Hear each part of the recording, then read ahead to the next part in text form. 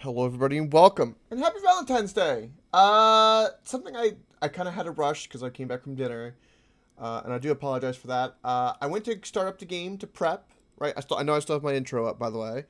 But then it started showing all this crazy stuff that kind of threw me for a loop. So I was like, oh shit, I need to put that on stream. So I immediately closed it, and now we're gonna reopen it. So I'm gonna open up the game and then switch over. So one moment. All right, come on Steam, launch it up. KFC presents. Welcome. Welcome. The first 5 seconds of this.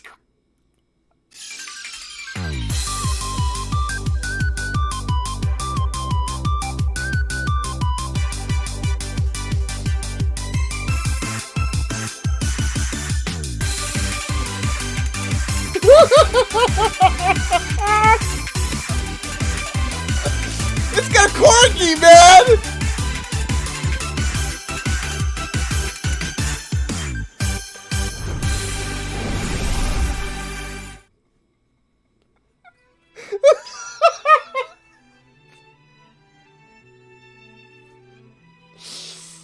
Right, okay. Right, okay. I hope you guys are ready for this. By the way, a huge shout out to Euron.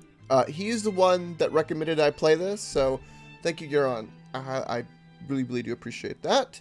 But real quick, welcome Wizard, welcome Claybird, welcome Cyclops, welcome beautiful, amazing Legend Bob, welcome Can Be Spooked. It's good to see you. Something I would like to share.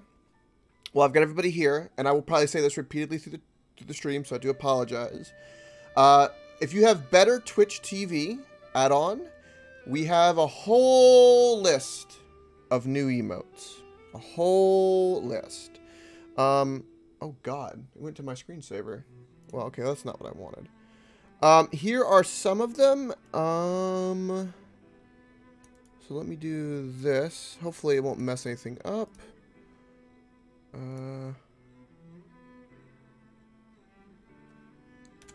I think that will do it.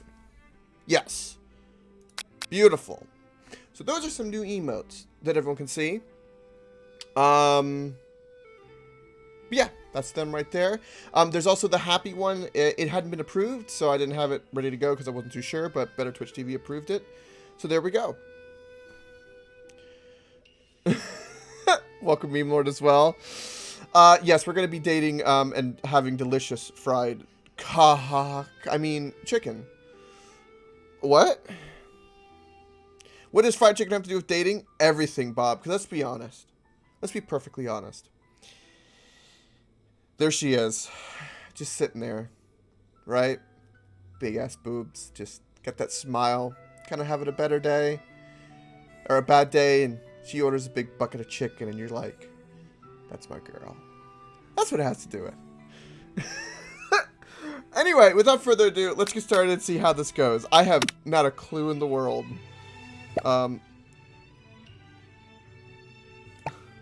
What? Wow, okay, well. Okay.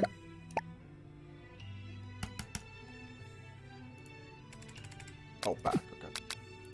New game!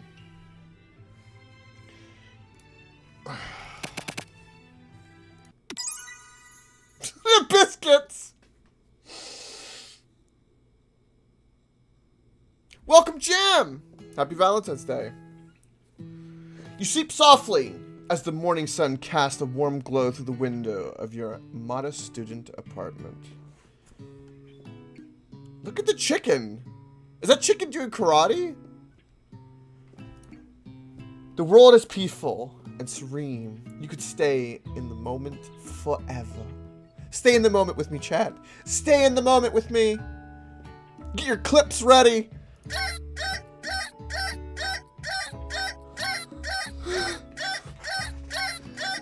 I'm choking the chicken! Smack that alarm clock! Bad cock-a-doodle-doo!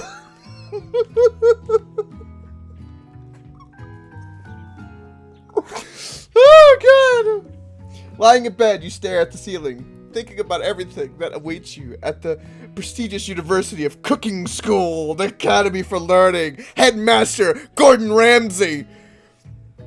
That's right.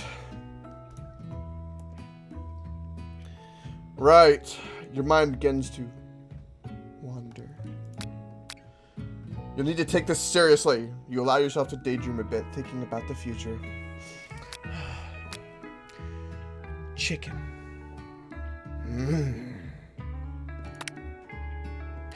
It's here, finally, your first day of culinary school. So many dishes to prepare.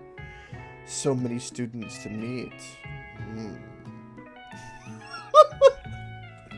Your mind is swimming with possibilities when you realize you're running late. You grab a biscuit and burst out of the door in a hurry. We grab a biscuit? Also, can we talk about... Oh, you can't see this, but right here, this little jewelry box with the same colors of the KFC bucket. Delicious. Just what you needed to wake up those taste buds.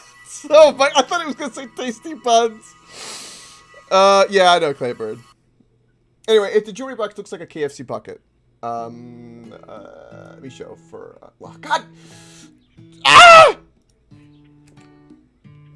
Don't worry about it. Anyway, I don't care. You're running in such a hurry. In fact, you forgot to put on any deodorant before running out the door. You're sweating buckets as you rush to arrive on time. Okay. That's the flavoring. Anyway, standing in the quad, you gaze upon the magnificent University of Cooking School, Academy for Learning. Here comes your lifelong best friend forever, Mariah. She's the most adorable, awkward person you've ever met, and you absolutely love her for it. Okay? Good morning, Coke. Are you excited for the first day of the rest of our lives? Okay, I don't know if I should do the girl voice. I don't know. Actually, I am. Because I sure am excited. A little nervous.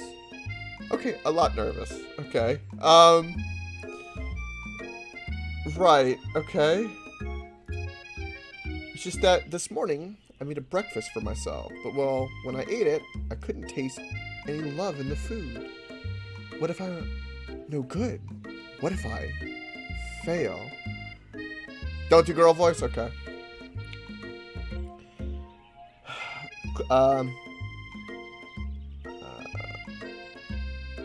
Classic, Miriam? I'm gonna call her Mur. Classic Mur, raised by Master Chef parents. She's always held herself to a very high standard. Oh, the tears! Don't get it in the chicken! Ever since we were little babies playing together, and you rescued me from that quicksand box, it's been clear to me that you're the most loving, caring person I know. You're going to do great. But with University of Cooking School, Academy for Learning, famous 3-day only semesters, I'm afraid of being left behind and never catching up. Right! Sweet Gomer has always had a flair for the dramatic. This summer, she got so nervous about her first kiss that she chipped a tooth practicing on a mannequin.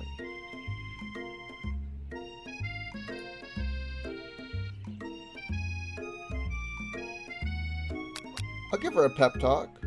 Pep talk. Remember last month when you saw that a fortune teller and had our tarot cards read? The lady with the mask who gave me nightmares? I've been trying to forget. I know she looked spooky, but she was so sweet, and she told you that you were destined for great things. Remember that card with the fancy-looking tower, and the other card featuring the handsome fellow in the red suit? I've been waiting for so long to meet a handsome fellow I could call my own. And I'm sure you will soon. In no time, we'll be graduating and you'll be delighting the world with your heartfelt cooking in no time at all. Chat, I have no idea what's gonna happen going forward the next like 2 hours, but hold me, all right? Just there's gonna be a lot of moments where I'm just gonna pause because I cannot grasp what's happening without just wondering what's happening. Okay? Love you, and happy Valentine's Day again. Right. As you talk her up, you can feel her nerves begin to ease. You know what? Maybe everything will be okay after all. And if not, at least I have, these killer bangs?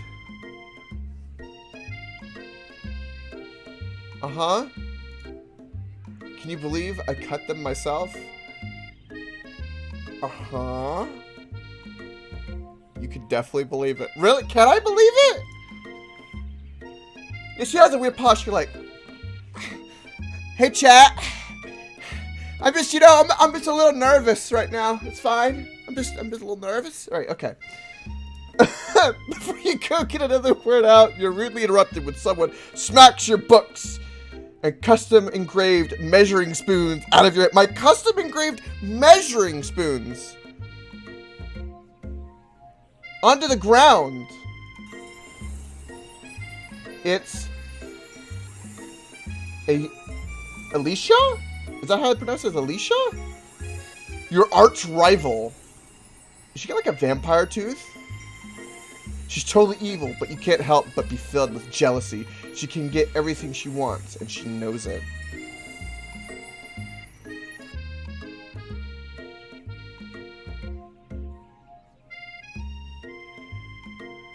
Oh, really, Bob?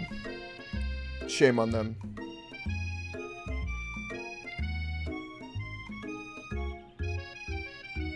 Oh, Ashley's how it's pronounced. Okay, thank you, Meme Lord. That's your girl? Is that who we're going for, Claybird? The kind of like, down boy. Is that what we're going with? Little dominatrix, huh?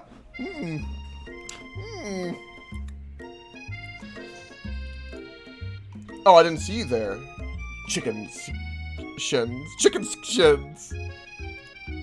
Now go for Sanders? Alright, you're unwelcome, by the way. You leave Coke shins alone. They are perfectly normal shins. I mean... God dang it, my webcam. Yeah, you can... Yeah, okay. Well, yeah. You can't stand... even her name is annoying. You know for a fact that it's actually Ashley, but she had to add extra letters to make... It's on purpose! Ah! If anyone here knows what perfect shins look like, it's us. We're not going to let you or your really weird insults get to us. The rival's hot? Across the quad, you see Ashley's best friend, Van the Man. Van the Man has stopped to look at his own reflection in the mirror. His pants are so tight you can see him casually walking out.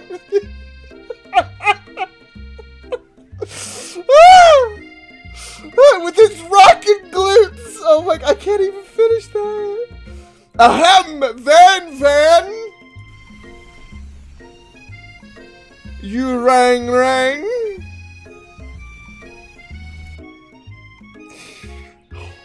You've never been... What the fuck is this? Is that chicken stockings? I have no idea. Also, happy birthday, The Legend of Bob. Right.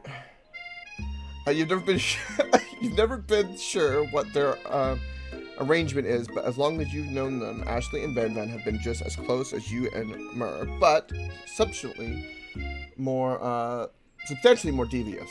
Excuse me.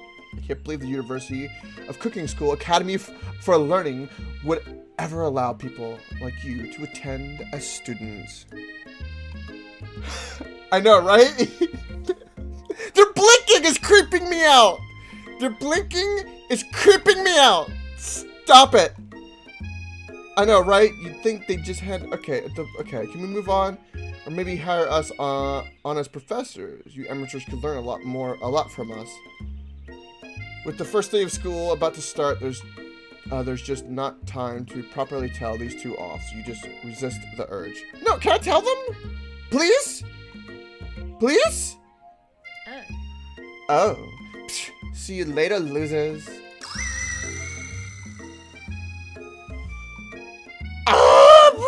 As you approach the door, you see a goofy-looking kid pushing hard against the window directly next to it.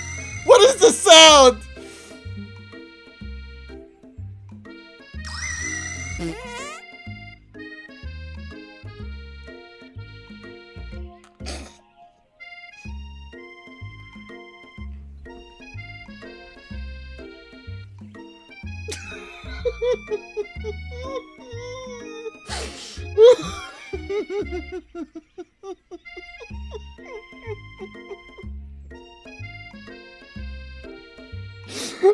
Is that so, Bob?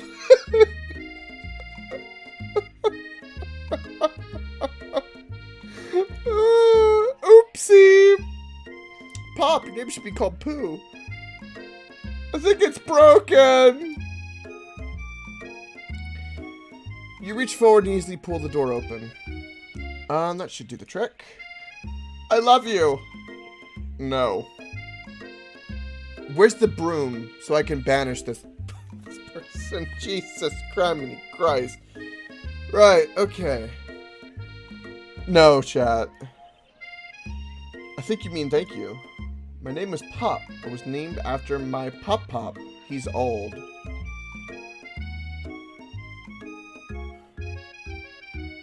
You know what's really scary is that I think this game is closer to reality than we think.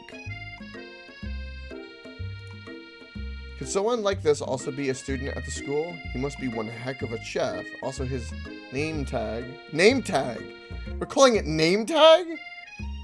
Clearly says Bob? But I guess he's reading it upside down. Bob, do we need to have a talk? Hi, Bob. I'm Coke, so... Are you gonna make me hold this door all day? Nope. And with that, the young man walks into the building ahead of you. Aww. Is it just me, or is he kinda cute? Explains why you get all the candies on the door.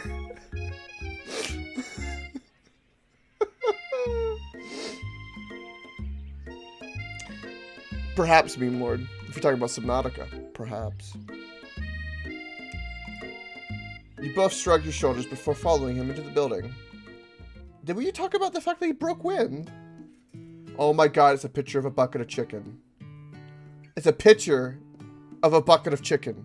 You stand at the edge of the room, unsure where to sit. Other students wander in and keep themselves busy, chit-chatting.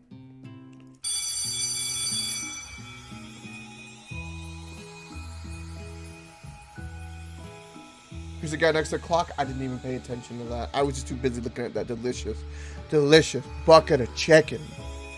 And did you know that they have a console? A gaming console that's so powerful that's even better than the Xbox One X, XX, One XX, and the PlayStation 5. A scruffy looking pooch takes his place at a podium. Not only any pooch, by the way, Claybird, it's a corgi. Right. They put him on a pedestal. No, I don't know who that is actually, Euron. Is that the CEO of like KFC or something? Now, quiet down everyone. Is his name Sprinkles? Did I just read that right? Who's this unreasonably cute pup, and why is he in our culinary class? Corgi, cheers. If you were to wear this as China... Meme Lord, are you okay?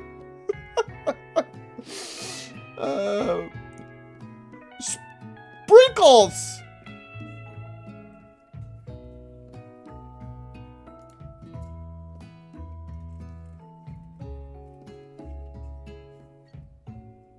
He's blinking too.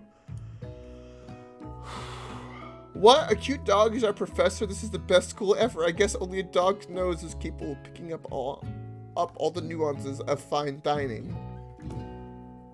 Out of nowhere, wind begins to rush around you, and a swirl of cherry blossom petals fill the air inside the classroom.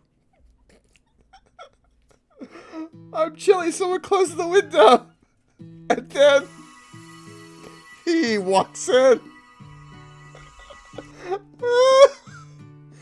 You're immediately swept up in the aura of this new student and his remarkable goatee. Who knew anyone could be so handsome? Time stands still. It's him. If it isn't my favorite student, Harland.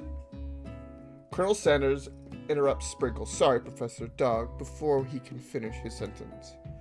Please call me Colonel. Colonel Sanders. And scene. A hushed murmur rolls through the classroom as Colonel Sanders walks down the aisle of desks. Suddenly the room is sweltering with the smell of freshly fried chicken. Sweat begins to bead across your brow. You feel like everyone is looking at you, and you're not entirely wrong. And this over here must be Sweaty Sweats a Lot. Sweaty Sweats a Lot is an insult. Maybe you should open that window back up before faucet pits melt into a puddle and it evaporates entirely. Oh my god. Hold on just a second. Nobody talks to my friend like that. You two both know my name. We were in the same kindergarten class, and what is with all your really weird insults? Okay? Besides, when Coke sweats, it's not gross, it's beautiful. Look at that shimmer. Oh my god!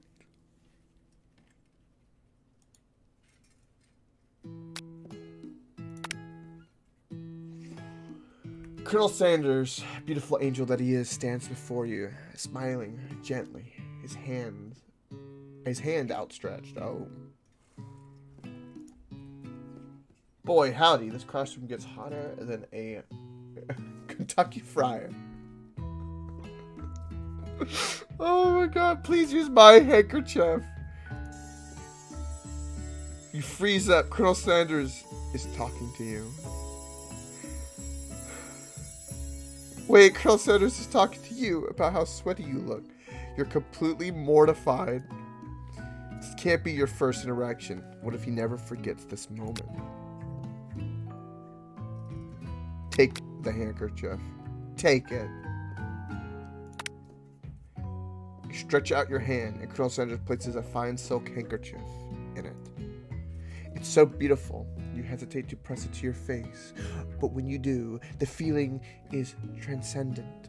It has its natural scent, or his natural scent on it. It smells of the most delicious chicken you've ever smelled. Oh my god! Professor Dog steps in to settle the class down and set more ground rules. Welcome to the University of Cooking School Academy for learning the greatest culinary academy in the world. The birthplace of culinary legends past, present, and future. Many challengers await you. There will be tears, there will be blood, sweat. There might even be really adorable tiny food. And when it's all said and done, there will be a battle. You will lift your sporks and compete in the broom cooking arena? I don't know what that is. Just then, another student enters the classroom and interrupts the professor's rousing speech. I have no idea, Jim.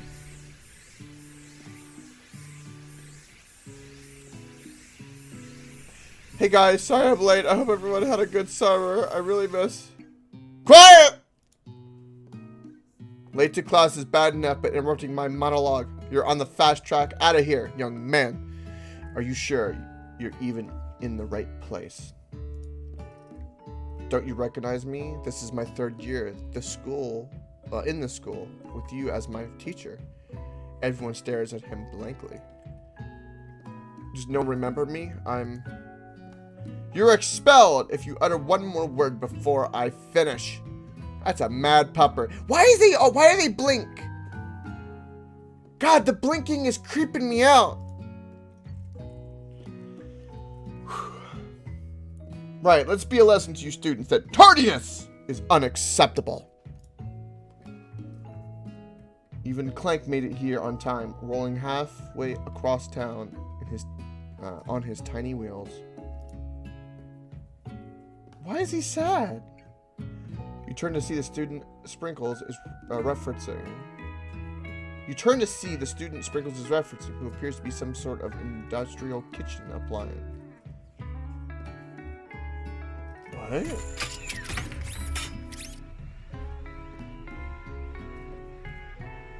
Okay. The class bursts into laughter. Oh, Clank, you rascal.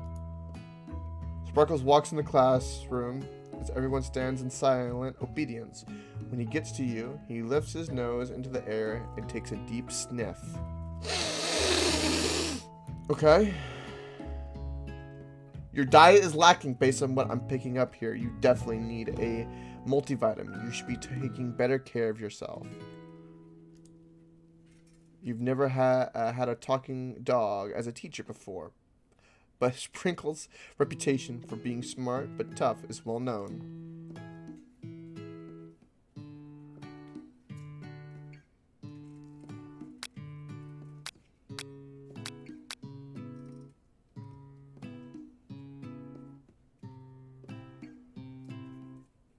Chicken snack.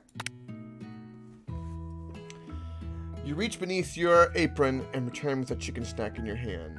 Sprinkles' eyes go wide as he locks onto it. His favorite. Well, I think there might be some competition for new star student. For a new star student. For new star student? For a new star student? The furry professor immediately devours the snack, leaving your hand slick with a coating of warm doggy drool. You see the other students eyeing you jealously, but pay no mind to them. If they wanted to succeed in life, they would have learned the importance of carrying a range of dog treat flavors on them at all times. Right, yeah, okay. Settle down, young chefs. Take your seats and prepare to have your minds opened to the amazing possibilities of culinary creation. As everyone rushes to claim their favorite seats, you're left standing at the front of the room. Only 2 options remain. Hey, Coke, there's still a seat here. It seems that no one has claimed the seat next to me, if you're interested.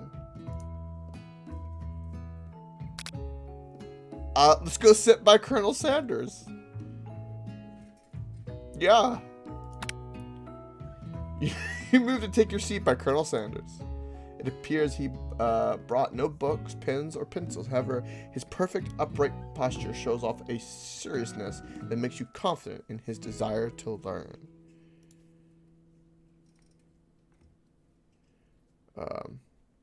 Should be for new star student. Yeah, I'm not sure about the grammar. It's fine. My horrible reading of like names and everything else is gonna cover up anything that this game could throw out. Thanks for offering me the seat. I've only had 2 rules. Do all you can and do it best you can. It's the only way you ever get that feeling of accomplishing something. It's so inspiring. A little off topic if you ask me, but okay.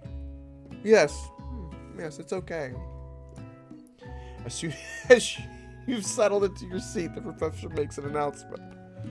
Think fast, it's time for a pop quiz. Yeah, a quiz about me. This incredibly important and surprisingly short quiz will tell me if you are ready for life at culinary school. Right. Keep your knives sharp and your focus sharper. Here comes question 1. If a train is traveling to point B and train B is traveling to point A, how important is it to wash your hands before cooking?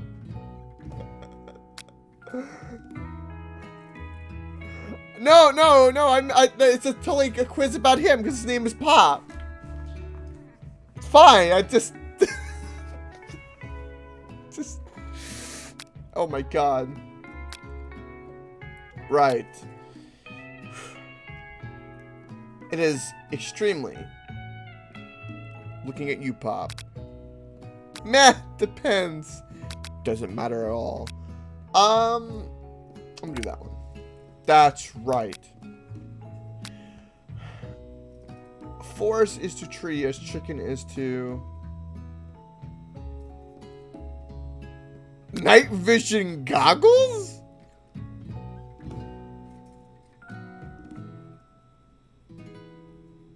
I kind of want to pick night vision goggles. I don't know about you, chat. Tenders? That's what I would think is tenders. Right.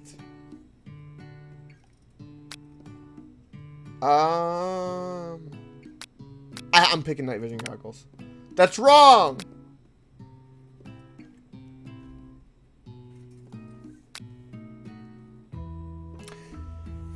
What is the most efficient eating utensil ever created? A comically oversized fork? A spork. That's right. What food is best for a broken heart? A pancake that looks like a smiley face. Anything as long as it's prepared with love and not too much salt.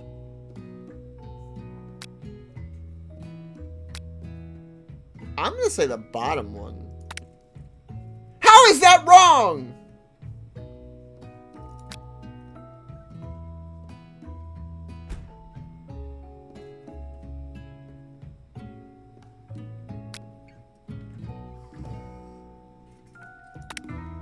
That's right.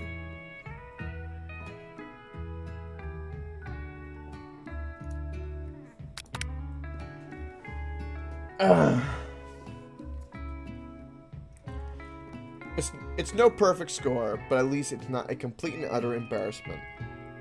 You catch Colonel Sanders eyeballing your answers. His reaction is hard to read. May I have your attention, students? I have an important announcement to make. Time for lunch! Wow, the cafeteria is as nice as any restaurant you've ever eaten at. It makes sense that a school dedicated to cooking would also be serious about eating. A delicious fragrance wafts through the room and tickles the end of your nose, and your mouth waters. Do you smell that? That must be our lunch. It smells crazy good. Excuse me. Everyone, can I have your attention? Oh my god. It is about lunch. No, I wanted to apologize for my tardiness. You see, I was... Howdy, folks. I'd like to make an announcement. Hey, It's about lunch. Everyone cheers. Oh. But Shh. Lunch, lunch, lunch. She says shh. In honor of the new semester, I've prepared something special to share with everyone for lunch. This must be the smell I smelled. Indeed, that smell. You hold your breath waiting to see what food this mysterious student has created. You've heard that he's very talented. But where? But what the rumor's true? Is it a bucket of chicken? Chat, is it a bucket of chicken? Is it? Is it a bucket of chicken? Place your bets now. Is this? Lifts a large bucket above his head. It contains, its contents glimmer in the light. It's a bucket of fried chicken. Piled high are huge pieces of chicken, breaded and fried to a crispy, golden finish. The aroma envelops you, and you begin to feel warm and safe. Colonel Sanders has filled a bucket with chicken. What a novel concept! Your stomach begins to grumble as if to say, stop thinking and start eating. For years, I have been developing a secret recipe for the perfect fried chicken. By my calculation, nothing less than 11 herbs and spices are required to achieve the perfect balance of flavor. I'm not sponsored, by the way. Otherwise, I would have chicken right now on stream. Look around and notice that every other student has a pen and paper and is scribbling notes as fast as they can. But that's all I'll say about that. What? You think we want your stupid secret recipe? Dude, psh, nah, my dude, nah. I'm just drafting a last will and testament in case one of those ingredients is poison. Got him. He looks around nervously to see if anyone else is laughing at his sick burn. You wait to see what zinger Ashley has prepared to follow up, but she suddenly takes a different approach. Yeah, and I was... Can we talk about that she has chicken drumsticks on her, like thigh-high socks? What the hell? And yeah, I'm thinking like right in my diary. Yeah, my diary. Dear diary, today I smelled something beautiful. I knew at this moment that only the hands of a true gentleman could fry chicken so tender. You see her body language change from bitter and evil to sweet and innocent as she slides closer to the colonel. She realizes that he is destined for greatness and fame. With cooking skills like this, she wants him all to herself.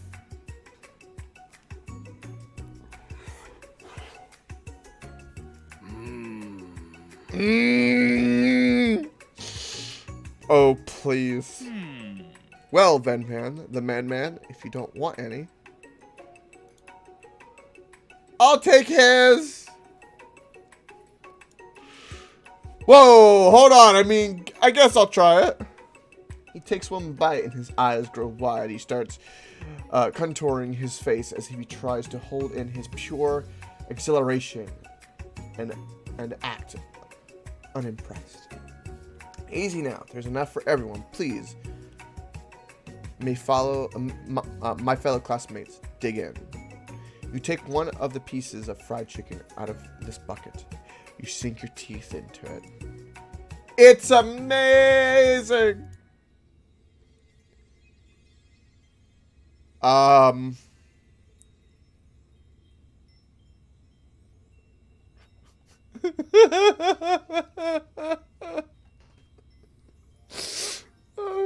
Tasting Colonel Sanders' food transports you to another dimension. Alone with your taste buds gripping a drumstick in your hand, you float weightlessly. Colonel Sanders has laced it with LSD. I was just about to say that. He is drugging the class. Focus your mind and meditate on this moment. Try and identify every flavor. Savor the moment and everything that it tells you about Colonel Sanders' culinary heart. Swim toward the light. Swim toward the light. You're not supposed to drug your classmates. Well, Maybe. LSD is? Oh, is it? Some good chicken, ain't it? I love when thigh meat makes me dream of the universe. Uh-huh. Right, okay. I'm gonna say this one. I don't know what to reply. I guess what I pick matters. Do we want to go for Colonel Sanders?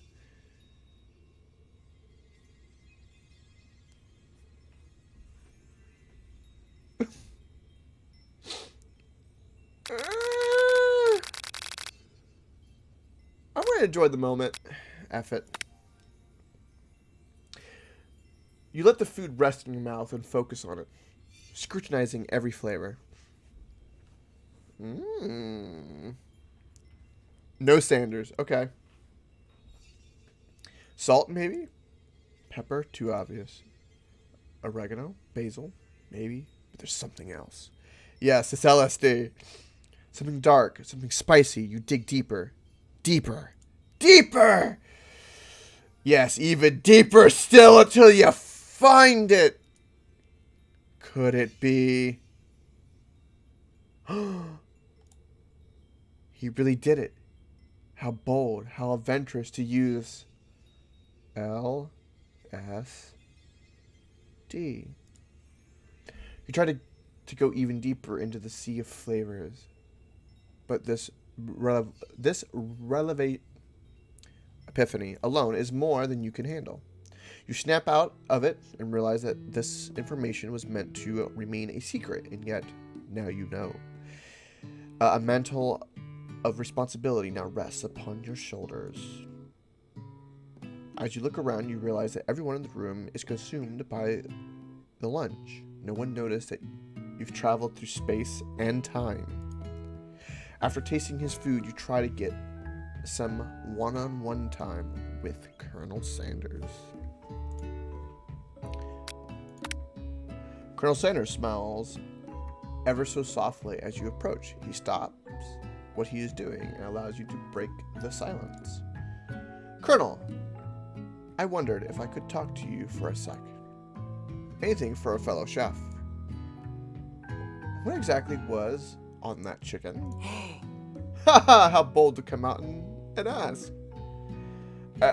As an idea I had for a new combination of flavors that will make me my fortune and establish my legacy for all time as I open a chain of highly successful fried chicken restaurants. No big deal. He has a staff! Oh my god! I want that staff. It's just you and me here talking. I can keep a secret. In fact, I've got some of my own, and I'd be willing to trade. What's the rush? The semester is only getting started. We've got 2 more whole days to get to know each other. He's clearly not going to give it up easily, but it doesn't hurt to be persistent. Yes, it's a pimp staff for all the hens. See, Colonel Sanders is the ultimate pimp, meme lord. Just imagine him walking in the coop, right? Look at all the hens being like, oh, boop, and their eggs falling out. You know what they say about secrets, Colonel? Shouldn't learning be fun? Aw. You've got moxie. I'll give you that. Colonel looks both ways to make sure you're truly alone, and then leans in. You can feel his warm breath as he whispers. Just one ingredient, but you can't tell. I use LSD. It's something my great-grandmother taught me. LSD! Wow! You'd never have guessed that. In fact, you're not even sure where'd you get some if you searched. Is it the flavor you tasted before? So now you're 2 ingredients closer to knowing the full recipe. But you don't tell Colonel Sanders that. While you're wrapped up in that huge Epiphany. Relevate. You notice that Colonel Sanders has disappeared. While having everyone else is still in the cafeteria, you decide to look for him. You find Colonel Sanders outside, standing in the quad. Oh, it's you again. Howdy. Sometimes I like to come outside and look at the school buildings. I think about how my story will continue on after I've graduated. It sounds like you have big plans. No, I know, Jim. It's something that happens with certain words sometimes. It's something else. Don't worry. I know the word. That's why I say epiphany, because it's a synonym. I dare say the biggest. I will leave my mark on this world. You can bet on that. Right. Alone together for the first time, you figure now is the perfect moment to show your personality to him. Neg him to show your own strength. Wow him with a big idea to add an additional green to really spice things up.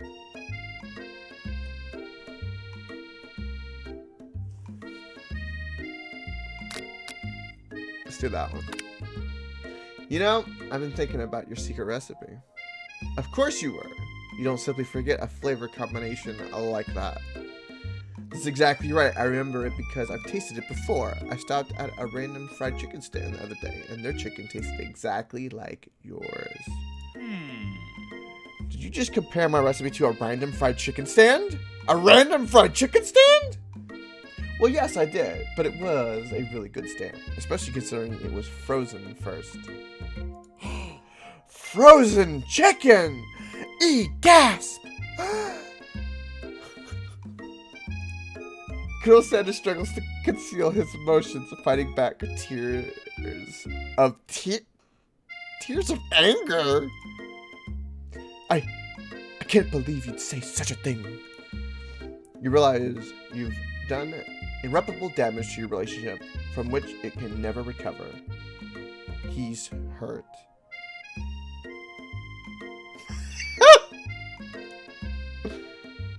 How could you? Hey, Coke, you saw that this game was called a dating sim, right? If that's your idea of dating, this is not the game for you! Oh, shit! Oh!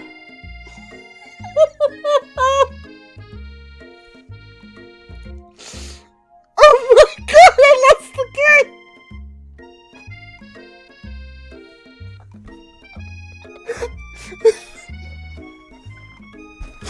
I lost the game!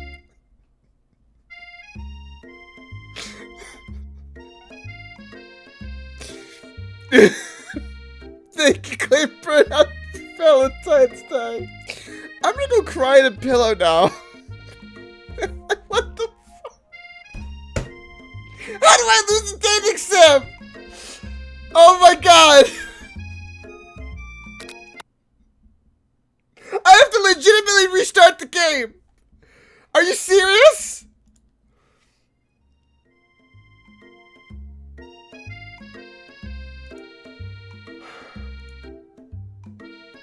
No, I don't think betraying him is a good idea, Jim, because, you know, it makes me lose the game.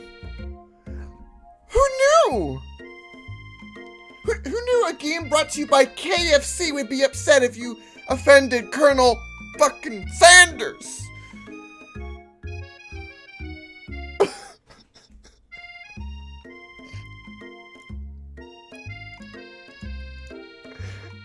At least we had a save point or a checkpoint. Right, okay. Right. Well, I just wanted to tell you that I really enjoyed your food. Now you've got his attention.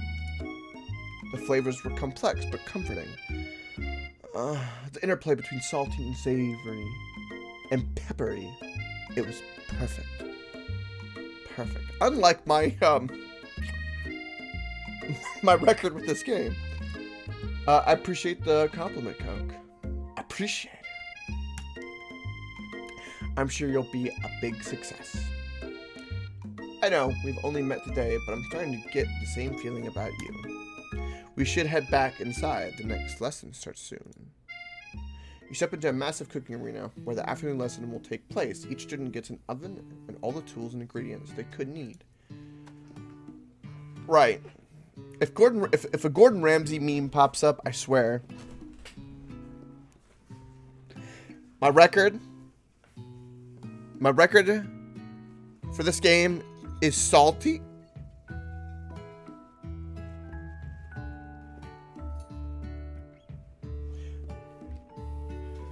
Look at this place. It's magnificent. Finally, we get to show our stuff.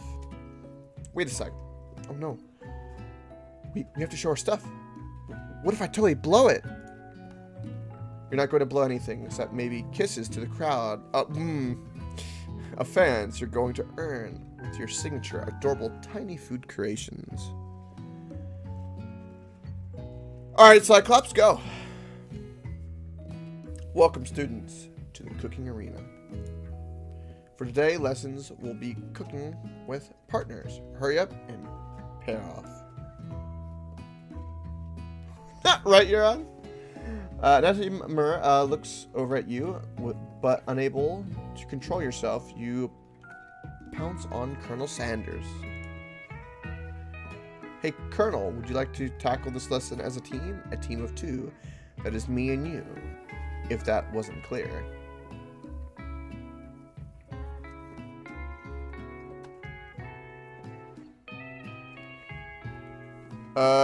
Gotcha, Cyclops. Okay, that's good to know.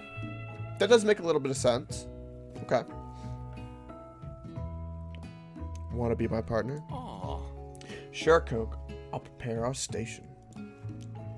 Without you as a partner, Murr is left standing all alone. Two different students quickly take notice. Hello, new partner. Beep, bop, bzz.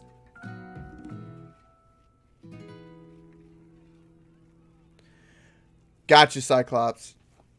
I support that, and I will do my best to keep them organized. Do you have signs as well? Do signs. That helps. Oh my, two potential partners. I'm so sorry, gentlemen, but I don't know who to choose. It looks like you'll have to pick for her. Friend duties can be a little awkward, but that's the price you pay for not being alone forever. Alright. Who do you want to ask to be Marie's partner?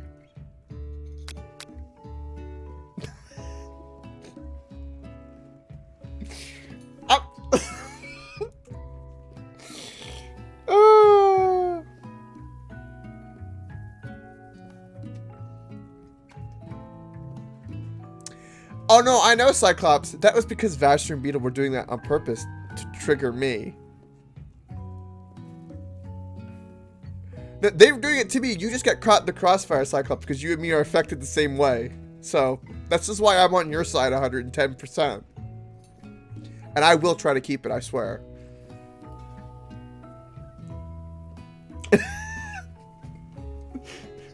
Just remember, right?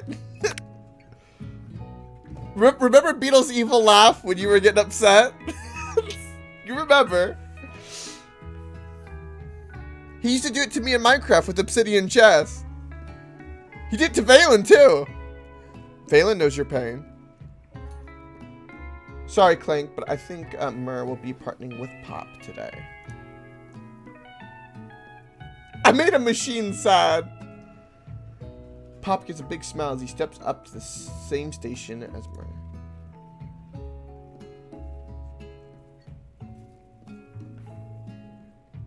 Gotcha, Sai. Okay. He holds up a banana and without peeling it, proudly eats the entire thing. Okay.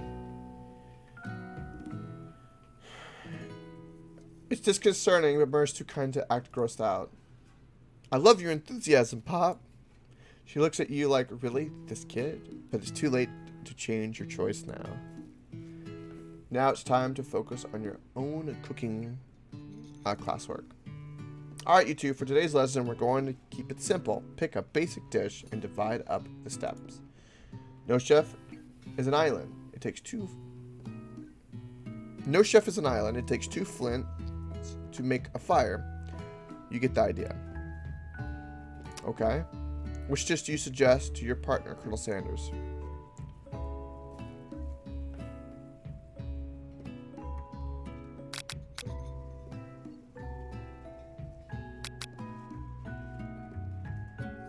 I'm gonna say my grandmother's mashed potatoes and gravy. I've always been something of a down-home chef. I was thinking we could make something warm, inviting, comforting.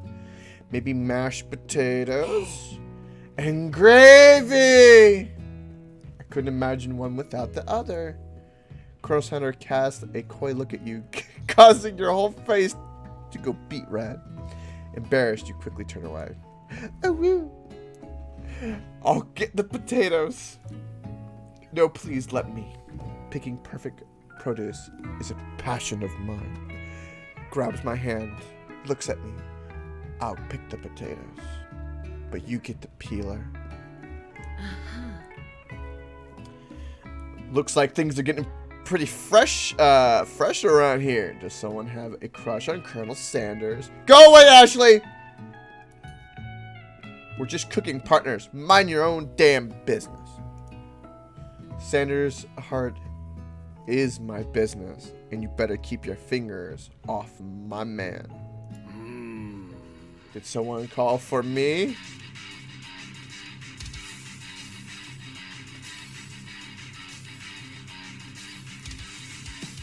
No, geez, Van. Well, I'm over here crushing croak streams. You're supposed to be taking care of our classwork. Well, that was the deal, remember? What is this music?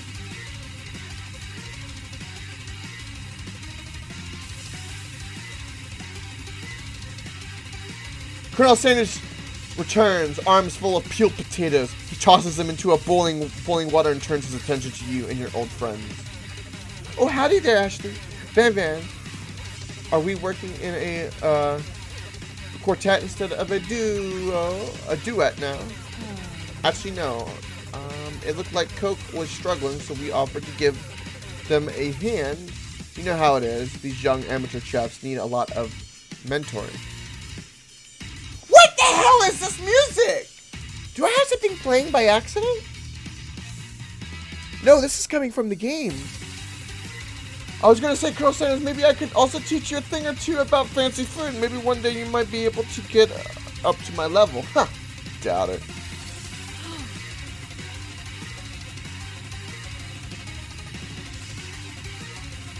Don't be rude, Van. Personally, I have no doubts whatsoever about Colonel Sanders' ability to... This music, I can't! It hurts!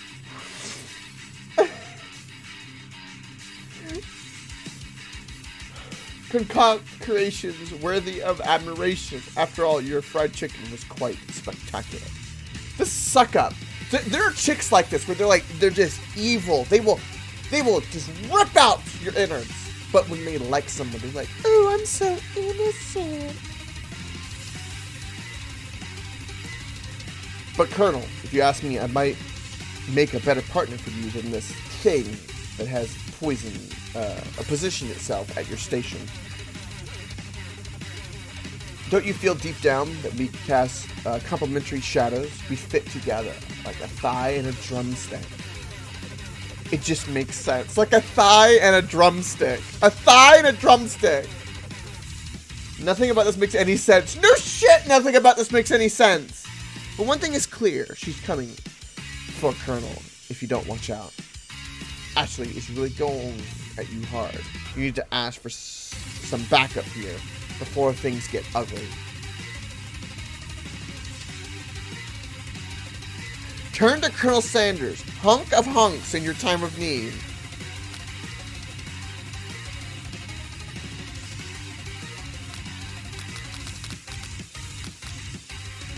I'm gonna go to Sanders. I'm here to learn and to express myself via my cuisine, not bicker with prima donnas. Partners were chosen at the beginning of class, so let's all respect the format, okay? turn to Colonel Sanders to confirm that you're on the same page. I chose Colonel Sanders, and Colonel Sanders chose me. Isn't that right? If Mr. Manners respects all fair agreements, from contracts to handshakes, I took on Coke as my partner for this activity, and I stand by it. Based on our team's behavior, I'd say you're perfect for each other. Neither of you has Coke's natural talent or their loyalty. Being defended by Colonel Santa leaves you feeling proud and full of potential. What the fuck is this music? It doesn't fit. I'm so confused. Does this music fit? Am I the only one that's having this cognitive discontent? You look for Sprinkles in hopes that he might step in, but he's nowhere to be found. Of course, the teacher's not to be found. Darn these cute corgis and their short but sturdy stature.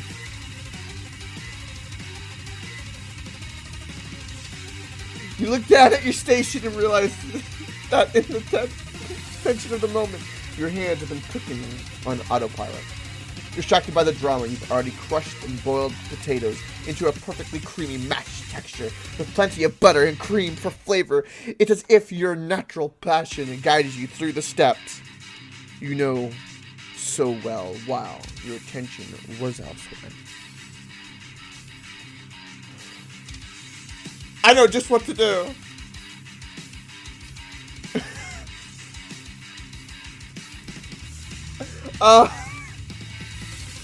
Where's your cane? Colonel Sanders, maybe that's what I'm mixing the potatoes with. Or mashing them. Colonel Sanders extends his hand. He's holding a beautiful white porcelain gravy boat, out of which pours a smooth brown gravy, smothering your nearly finished potato dish.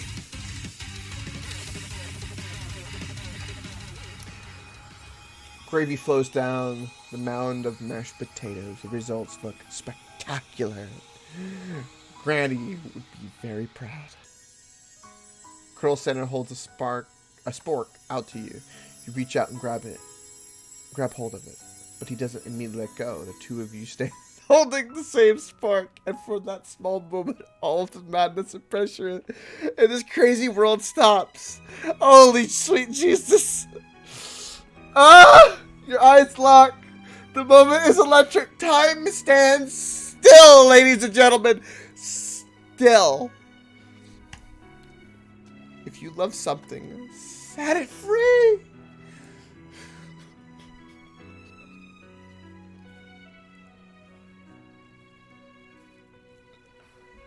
Together you dig in. I can't. Together, you dig the utensil into the mashed potatoes and lift a heaping sporkful up. When you see Ashley with a sinister look, you know she's plotting against you to be with Colonel Sanders.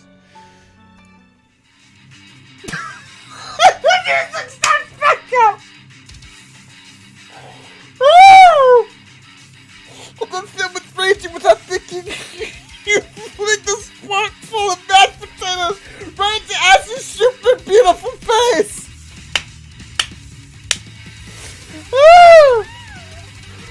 Man, do something! Do something! Scooping up a... Wait, why come there's that white stuff all over her? Scooping up a figure full of feminine taste of dripping mashed potatoes and gravy and realizes that's delicious. Horrified by this revelation, he slinks away. Will he ever be able to cook something with so much love and integrity? I think my sanity is the only thing losing integrity right now. Hold on right there, Coke. We do not waste food in the broom cooking area. Colonel Sanders, I expect better from you. If you throw one more spoonful, you'd both better be prepared to eat it from wherever it lands. Can I has potatoes face? Man rushes back over, the covered dish in his hand. You're on. The hell is this? Mashed potatoes and gravy? Pathetic. In just a few minutes, I prepared a full meal, glazed upon my specialty braised tentacle of octopus in my silky saltwater sauce, plated on a battle axe forged by my supreme chef ancestors.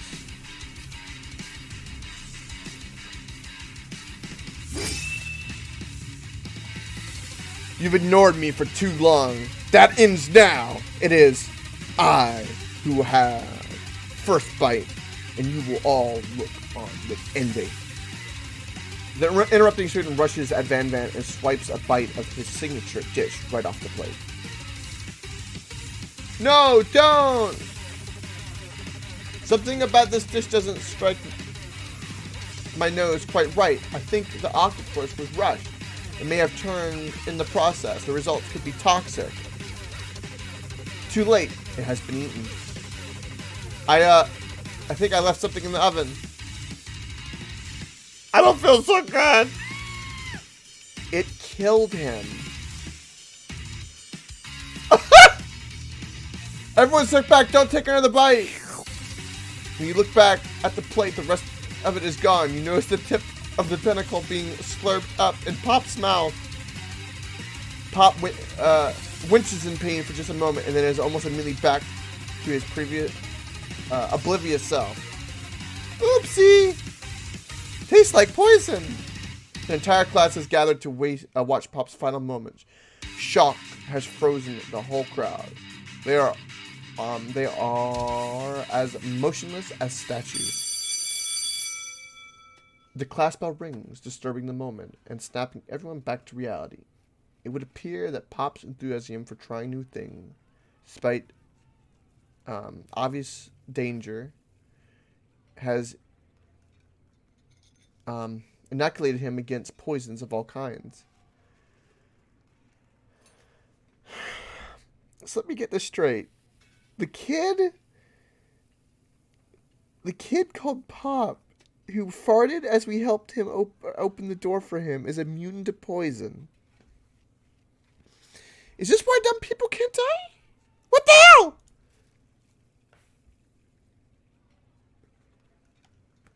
Of course, Cyclops. Of course. I'm glad the music stopped. It's okay. I have to collect myself. I'm not sure the professor's here making enough money. Oh, hello! I just turned into a ghost over here. Oh. Seeing that you're shooken up by that really annoying student and all his nonsense, Colonel Sanders approaches you. I'm sorry you had to go through that. Please let me walk you home. What? Like for real? Oh, come on. That poor student that nobody's paying attention to. What the hell? You follow Colonel Sanders out of the room. At night, the student building has taken on another vibe entirely. It's dark and more than a little spooky. Colonel Sanders stands in the quad's neon glow and speaks softly. Hello.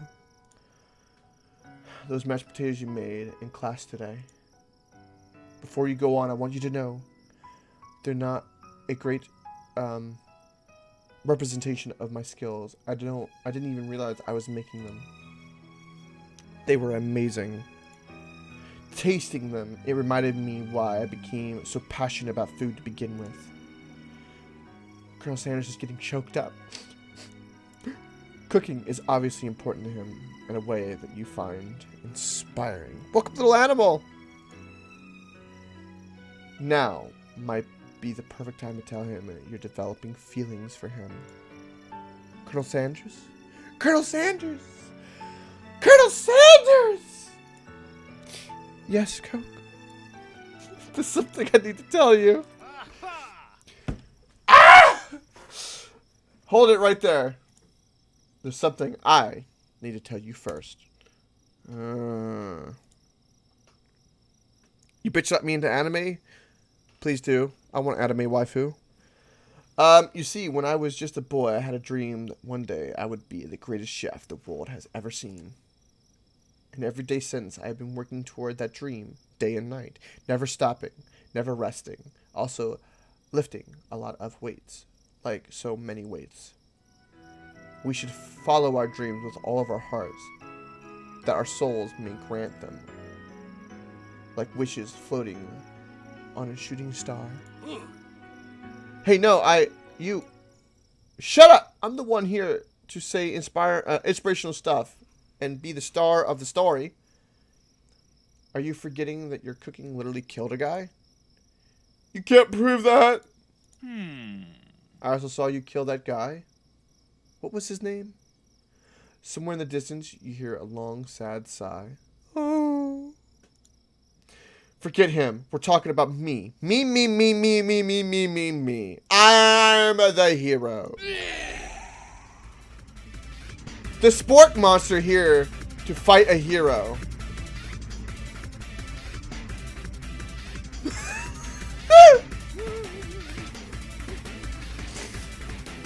I think I left the fridge door open. Later, nerds! How dare you threaten me just as I was letting down my guard and connecting with another chef on an emotional level. Be afraid. Be very afraid of me because I'm a monster, see? He's rhyming on purpose, or is that just a coincidence? But before you can discuss syntax any further, here's a turn-based fight sequence. What will you do? What a Final Fantasy reference! Oh my god! I understand this! I understand the Final Fantasy reference! I'm attacking. You decide to go on the attack. Which attack do you use? Cook with love! Cook with love does 1 damage. It just got real. The attack really upset Spork Monster. Spork Monster goes on the attack. They spat hot gravy at you. You take 1 damage. Attack. You tried to go on the attack. It worked last time, right? Cook with love!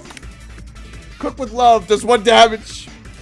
Spork Monster won't forget this. Spork Monster is really feeling threatened by your attack. Spork Monster focuses their mashed mind. It draws energy from Mother Earth itself. They grow larger and more intimidating when you respond.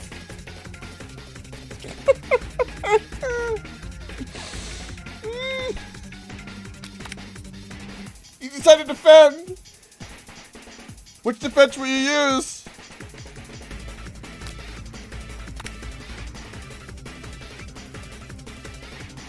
You hold your head between your hands and mutter, "This is not happening, this is not happening."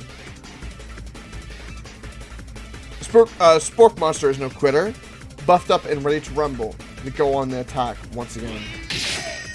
Uses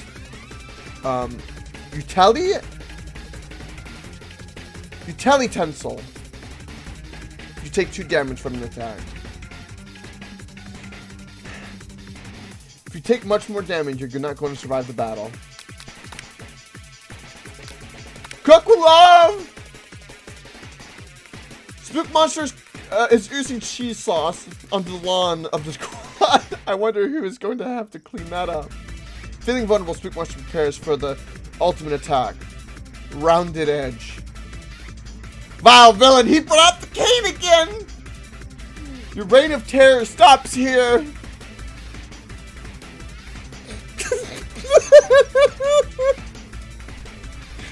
Colonel Sanders summons the energy of 1,000 chickens. Pot pie power pinch.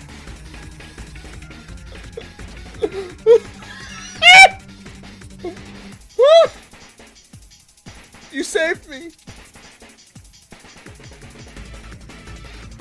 A injured Spook Monster spews steam into the night.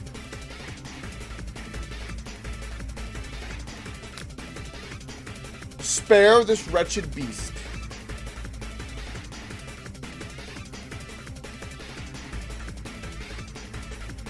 Oh god.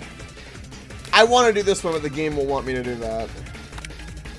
I'm going to tamp down your disgust at the sight of this gnarly beast long enough to realize that he is still a living creature with a pure soul who deserves your pity, not your wrath.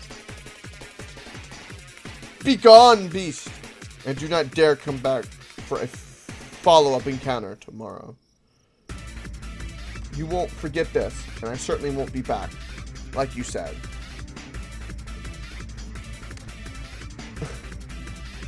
The spork monster scuttles off into the night. The defeated monster left behind a special item. It appears to be a cookbook, but upon closer inspection, it's so much more. It's a book of magic spells with a golden chicken on the cover. You open the cover and find a library card tucked inside. The last name to have signed it is Borko. Or Bork? I like Borko. Sounds like a villain's name. The name sounds strangely familiar. Your blood is pumping as you stand in the quiet of the night holding the mysterious book in your hands. As you come down from your battle buzz, you realize that your final attack has left you completely depleted. The world around you begins to fade away. Without any energy to keep your eyes open, darkness overtakes you.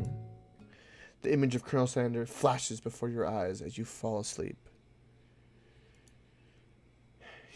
He must have helped you get home in your tired state. You don't know if you could have made it without him. What a guy.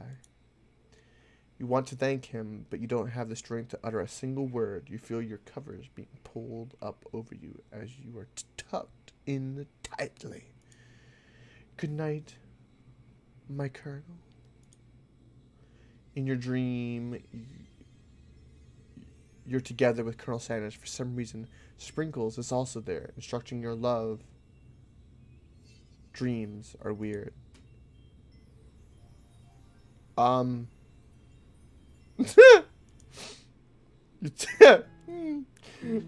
awake on day 2 and attempt to process the wild visions you had. Were they memories or premonitions? Lie in bed and stare at the ceiling, thinking about the secret you discovered while tasting Colonel Sanders' cooking yesterday. You can't believe he really used LSD. And then there was that secret ingredient that Colonel Sanders went ahead and told you outright. Not much of a secret, huh? It's probably just because he already trusts you so much. Sure, that makes sense. We'll go with that. You meet up with your bestie in front of the school. Before you can tell her about the encounter with the spork monster, she launches into a story of her own. Okay, I know this might sound a little strange, but I think I might be I might like Pop. Like him. Like? I know it sounds like I'm moving too fast, but there's something about him. I like him. Like him. We got to talking after class, and he's actually a totally sweet guy. Not only that, but he's really smart. He told me all kinds of stories about Colonel Sanders. Did you know that Colonel Sanders enlisted in the army when he was only 3? Not only that, but he founded a special unit of super soldiers who all wore the same hats just because we put a hat on one time and thought it... Oh, I'm losing brain cells. I don't have that many. But Colonel Sanders doesn't even wear a hat. He wears a ribbon tie. Either way, maybe it'd be best if you took it slow with this new boy. Like I am with Colonel Sanders. Wait, am I a girl in this?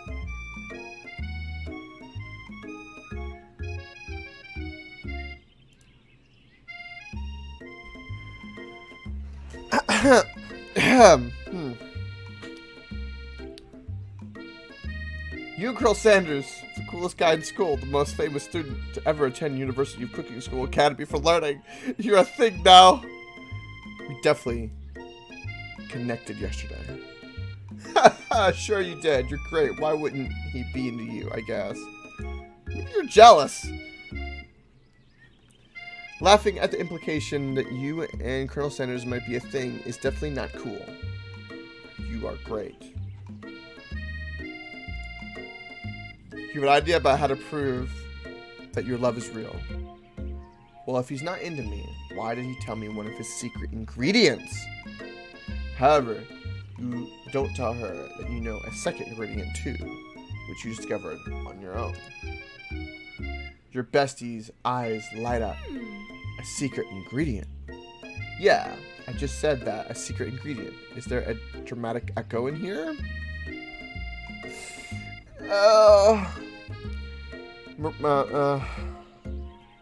Check to make sure you're alone before continuing. So this summer, while I was on vacation with my family, a lovely man approached me in the botanical garden where I was wandering. This can't be good. He told me all about his passion for spices, secret spices. The man even gave me some to show me what he meant. Right? Okay? He said it was a powder created from a super duper rare dried flower petal. A super duper rare dried flower petal. And then if I did him a big favor, I could have some of my own. Please, Mert, don't tell me. So I filled my suitcase with it and brought them home. He was so nice. He even met... Did she just commit to smuggling drugs? So he was so nice. He even met me at the gate when I arrived. Later, when I cooked with them, a very strange feeling came over me, and the flavor was unlike anything I've ever tasted. I think you're being very liberal with the meaning of spices here. Whatever. Anyhow, we both shared an interest in cooking, so we've stayed in touch, you know, like pen pals. I bet he would love to know more about new spices. Well, I'm definitely not supposed to share Colonel Sanders' secret recipe. And besides, I only know the one ingredient, so I doubt it'd be much use to anyone. Please, please, please, please. It would mean the world to me. No one has to know it came from you or from Colonel Sanders.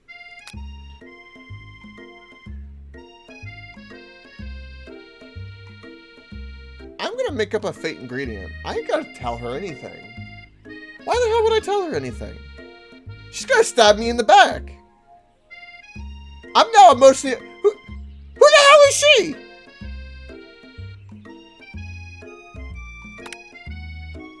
Quickly think of a fake ingredient name. I don't know. How about... It was Eye of Newt. I know, sounds like some kind of witch's potion. But what can you do? Eye of Newt. Wow. Her eyes light up imagining such a thing, and you figure that you've satisfied her curiosity, and she'll move on. However, she immediately turns around and does some thumb typing on her phone. You can't quite see. That's probably not good. Before you can ask her to confirm that she was definitely not texting secrets to other people, you're interrupted. A wind rushes in. Cherry blossom petals fill the air. I wonder who this is.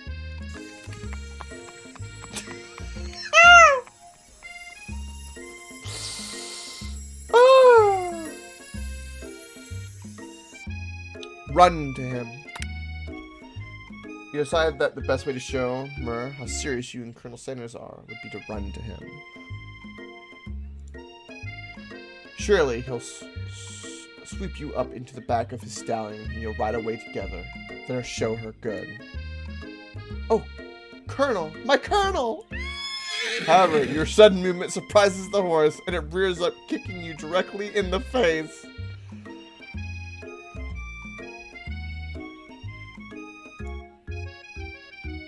The focus of the blow completely knocks you out cold.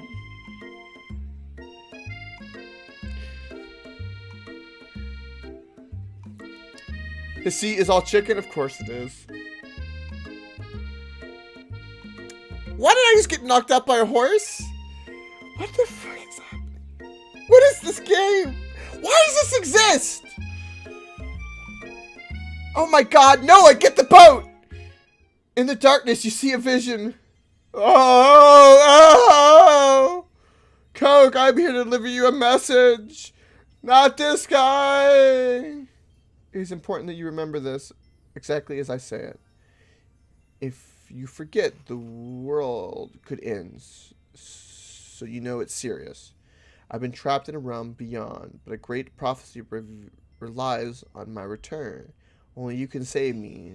All you need to do is repeat my name 3 times. Beetlejuice! Beetlejuice! And that name is... But before he can continue, you suddenly awake. Welcome, Upper G. Aw, jeez! You awake to find Colonel Sanders tending to you. He roused you back to life with a satchel of secret spices. Or is that just his natural seasoned musk? Oh my god!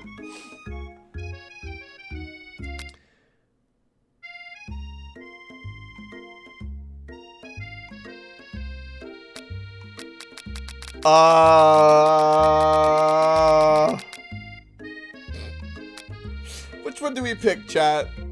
Help me, chat. Do we lean in for the kiss, or do we compliment the craftsmanship of his horse's shoes? We say kiss, kiss. Okay, okay, all right. Whoa, whoa, whoa! You've known him for a day, and you're really sure? I guess you must be. You put your arms around Colonel Sanders' neck, and you pull him in for a kiss. But he turns his face, and you awkwardly kiss his ear.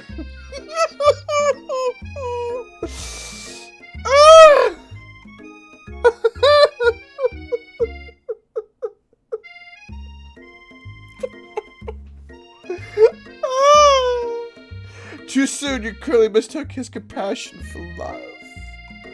Your soul crawls inside of itself and you instantly die of embarrassment. Chat! Okay, this does not count. Chat! Chat!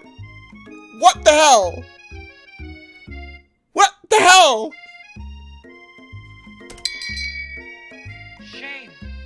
You're making me lose the game! Shame. Why?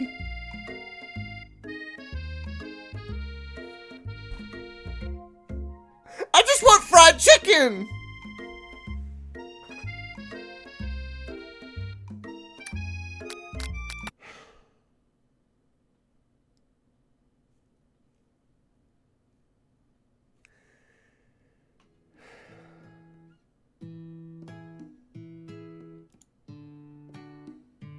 Oh my god.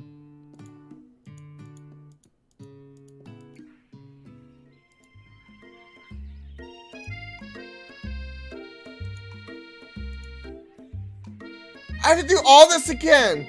What the hell, chat?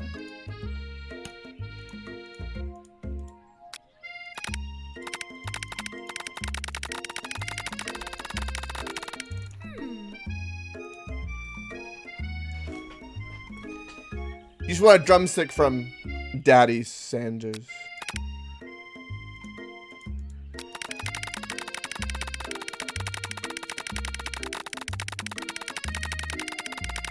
Happy Valentine's Day, everybody.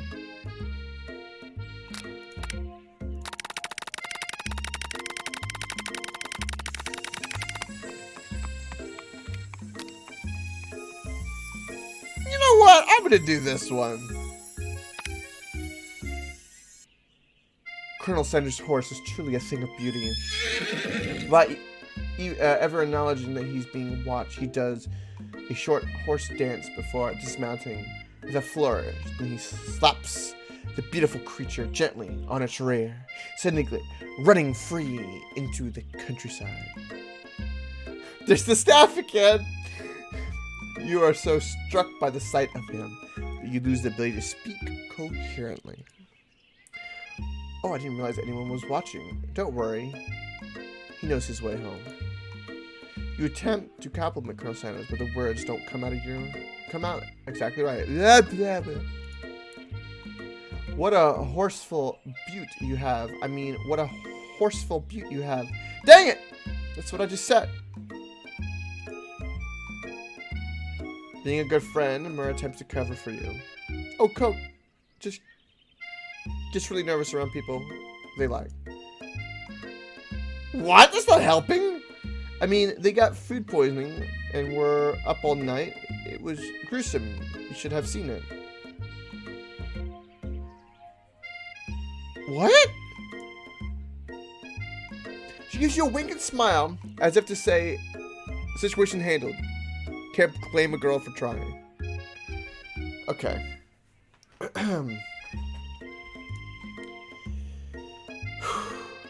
And with the Colonel Sanders, Colonel Sanders disappears into the school, leaving you and Mer to follow. When you enter the classroom, you can see your two rivals, Ashley and Van, are doing something bad. By the way you're hiding, you know it must be really bad. The way they're hiding. Maybe Claybird. Like counterfeiting recipes bad. Experimenting with restricted ingredients bad. Summoning a demon bad. You try and get a peek over at Van's hulking shoulder. Right, Oprah G? But he sees you coming. Whoa there, little one! I'm not sure you're ready to handle this.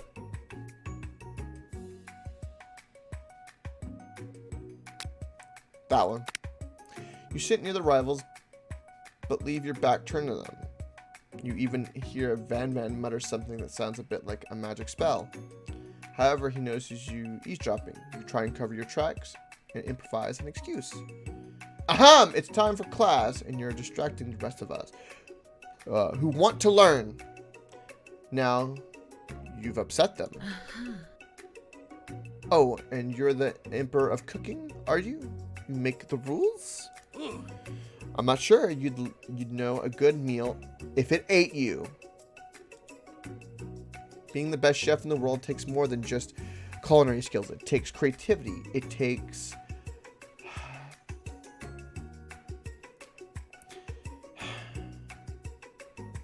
penchant, and it doesn't hurt to use a little evil.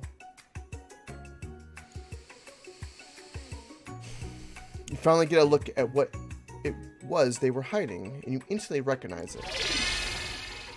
It's a book, just like the one you found after your encounter with the spork monster. That's the same book that I found last night in the quad. Ashley immediately elbows Van, who hides the book behind his back. I don't know what you're talking about. The book is a family heirloom, and its contents are secret. It's pronounced panache? What the hell is panache? I have no idea what that is.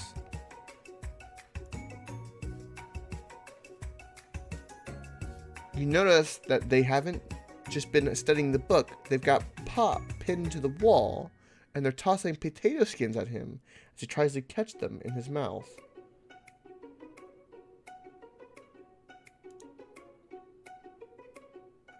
We're playing! Hee hee hee! Before you can dig in any further, you're interrupted by the arrival of more students. It's almost time for class.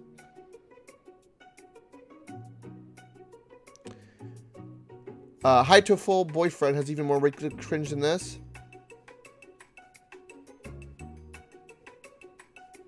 A flamboyant confidence of style or manner. Really, you're on?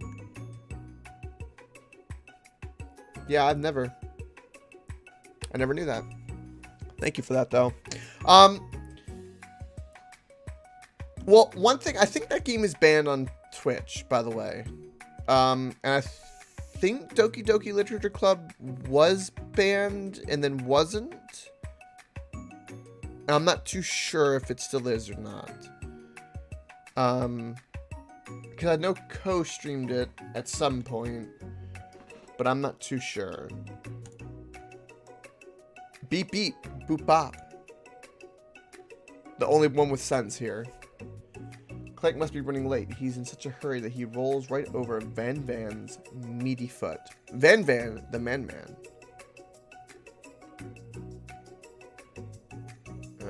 Oh, it is not banned. Okay, thank you, Claybird. Hey, watch it, you bucket of bolts. You watch how you talk to him. He didn't do anything. Who do you think you're talking to? I've never heard such a language. Not even from a stand mixer? A stand mixer. Womp womp. Womp womp. Womp womp. No, your mother was a stand mixer.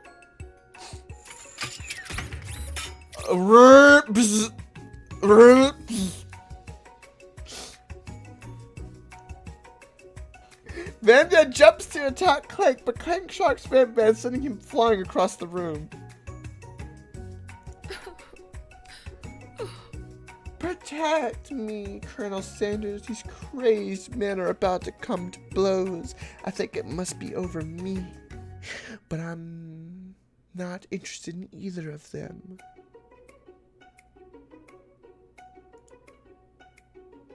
Ashley's tone has completely changed in an instant. She bats her eyelashes at Colonel Sanders. Surely, he must know that this is a ruse, right? Gentlemen, get a hold of yourselves. Save it for the arena, at least. Or don't. Honestly, I do not care. I've got lofty career aspirations to focus on. Maybe I can help you with your business plan. Just then, Sprinkles arrives to signal the true start of the class day. He's panting, which doesn't seem that abnormal. He's a professor, but he's also a dog. Right, you can't see him. I know. Oprah probably want to shame me for covering up the corgi. I know. I don't know why. Okay, hold on. I can't put my webcam down here because it'll cover up the text. Doki Doki is also not banned. Okay, it was at some point though, wasn't it, Fens? Also welcome and happy V-Day. I apologize for my late arrival. I spent the morning chasing a car all around town, and my tiny legs are very, very tired. But I'm here now, and I hope you're ready to learn. Rub his furry dog belly. He loves it. After he catches his breath, Sprinkles regains control of the classroom.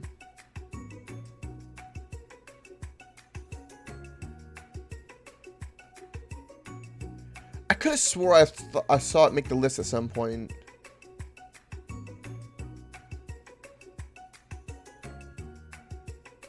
Gotcha. Oh, that's the ESRB. Oh. I would click that. Okay. Oh yeah, that's right. We have new emotes too, by the way. Okay, let me do this because yeah, okay. I don't exist anymore. Right, sorry about that. Right, Fens. Yeah. By the way, everybody, we have some new emotes. With better Twitch TV, we have new emotes. There's also the happy one that Spooked is showing as well. There's also very happy. Yeah, that one as well. That's all of them right there. If you're just seeing a bunch of text, then get better Twitch TV. Of course, Fens. Of course she did. Yep, I sure did pay happy to make them. Yep. They look adorable, don't they? Astronomically so. I am very fortunate to have met Wisely and her both. I don't know why either. I know if anybody ever came to me asking if she was good, I'd recommend her in a heartbeat. I've not been, but if I ever get a lot of people, I will want Happy to be boosted with that. Absolutely. I do sincerely mean that. Right, okay. Oh, that looks good! Awesome. That's what I like to say. Right, okay. Shall we continue the cringe, ladies and gentlemen?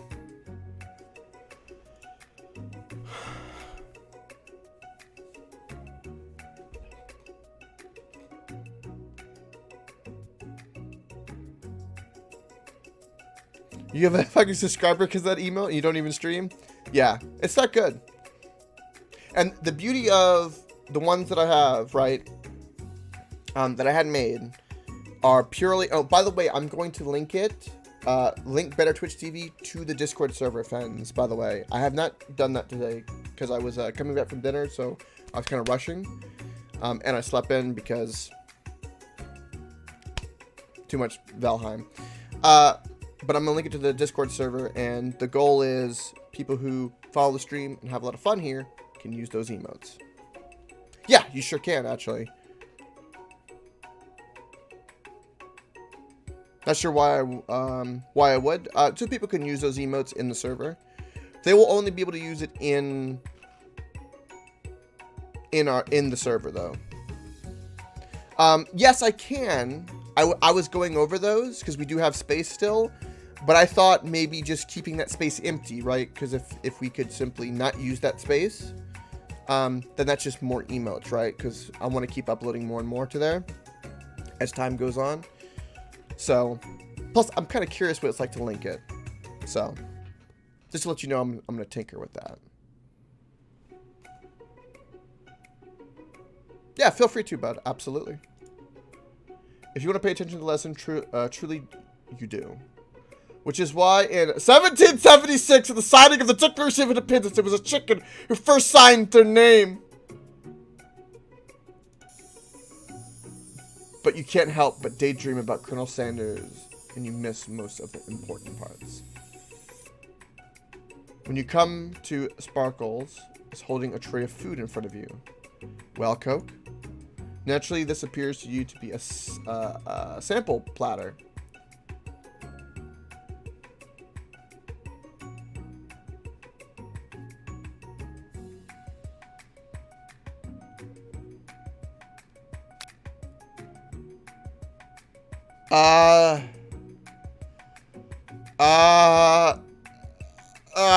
Dog biscuit. Because of the shape it's baked in, you assume the dog biscuit is a treat made by Sparkles, an example of his own culinary talents. Perhaps you reach out for it when Sparkles jumps up and bites onto your cooking apron. What kind of monster would steal a dog's favorite biscuit? Oh, your apron is left in tatters. Their entire class looks on in horror as you fall unconscious from the embarrassment. I never even got to taste it. Is this the end? You fade into darkness, but something is there.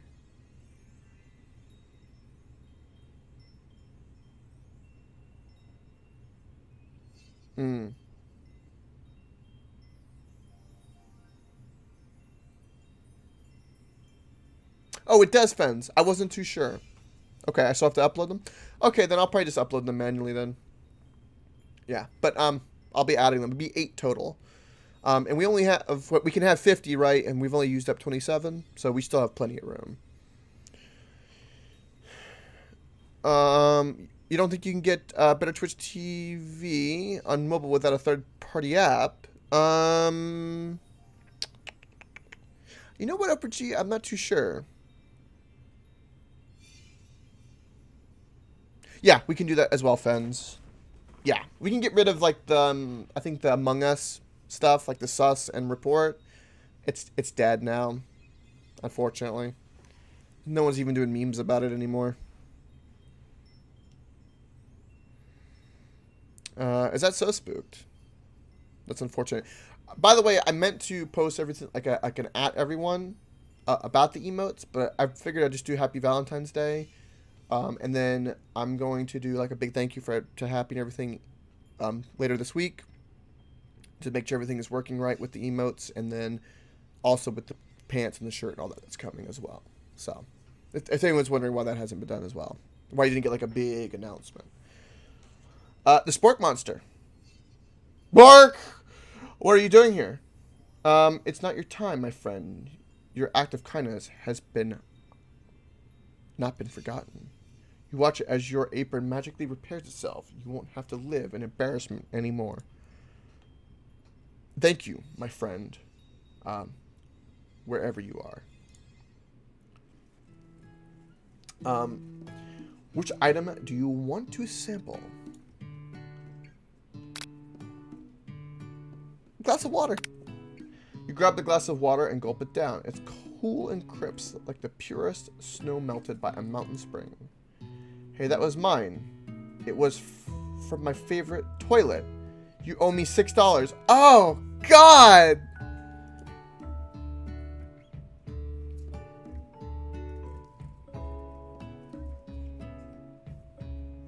And you've got excellent taste. You think to yourself, geez, I should pay better attention. We all make mistakes. I'm sure he'll forgive you someday. Come on, it's time for lunch. Before anyone can relax, the cafeteria lights dim. And your rivals enter to make a dramatic announcement. Today's lunch will be prepared via time competitive cook-off. Stand up and tell them you're on. A bit of lunchtime competition, eh? Count me in. I have to wipe the tables with you fools before I set my lunch down on it. Then so be it. I'm not the fool. You're the fool. Fool. Fool. Good one, Van Van. I like your gumption, Coke. I'll be watching your performance. Just as things reach a boiling point, Sprinkle steps in. Surely he'll put a stop to this madness. Now, students, please settle down. This is a lunchroom, not a sportsing court. Finally, a little sense. You breathe a sigh of relief. At least not until we turn on the timer. Timer ready. Just then, a huge light blasts you in the face, flashing the words "timer ready." Jesus. Jesus. Oh my God. That's what I'm talking about.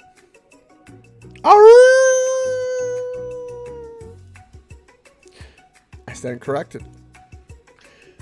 The hard way builds solidly a foundation of confidence that cannot be swept away. Oh my God, okay. And that's an original quote by me, in case anyone was wondering. I hope its message lifts you to victory. Uh-huh. Oh, her knife has got a little chain, a little heart on it. Like a diamond, I was formed under pressure, and now it's my chance to shine. I will defeat you myself.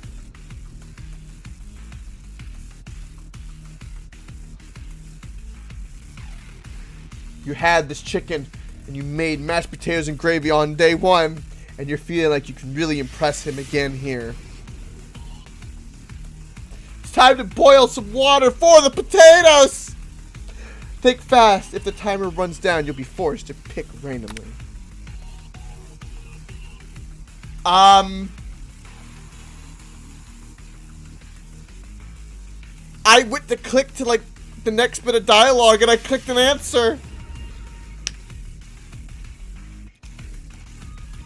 What were you thinking, Coke? Get your head in the game! You're gonna need to season this chicken before you cook it. You don't know Colonel Sanders' recipe exactly, but you have an idea. 11. That's right. You might not know all the ingredients yet, but at least you are headed in the right direction. Tail wagging intensifies. Now that you've got some basic steps going, it's time to evaluate your craft.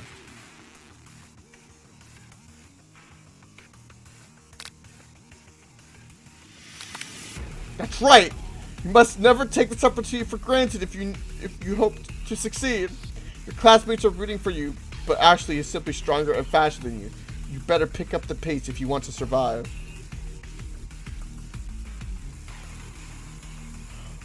When you were a child, your father told you to never forget where you came from every day. That's so much pressure. You meditate on his advice and draw energy from that place. Now, would it be a great time to harness energy? So where does it come from?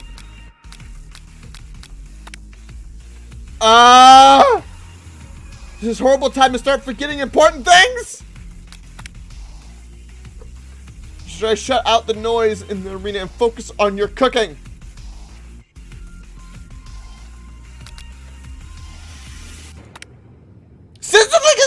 a success?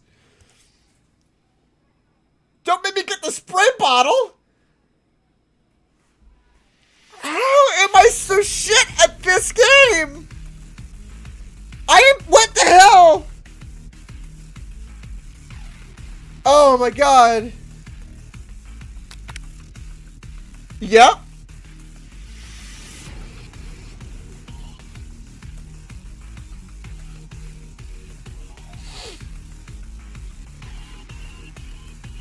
I need to study the art of chickens more. Go back to class.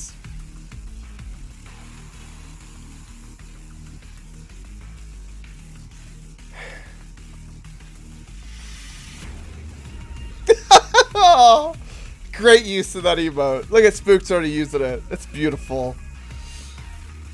By the way, I'll have them pinned, like what to use in chat to make them appear and stuff in the Discord and all that when that time comes. Right?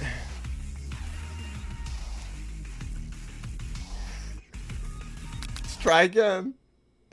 Right, Oprah G? I just got spray bottled by a corgi.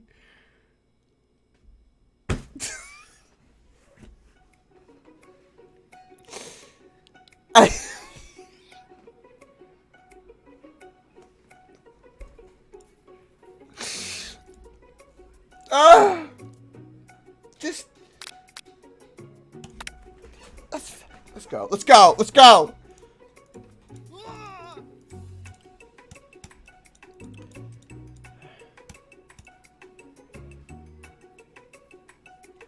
This is some Yakuza music? This is Yakuza music?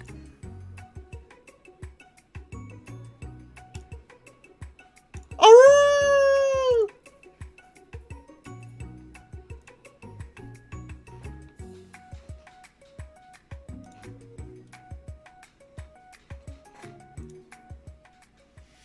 I would smash.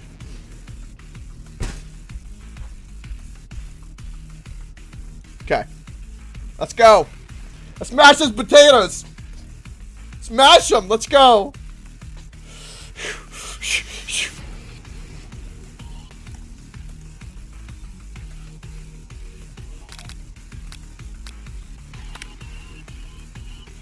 Ah!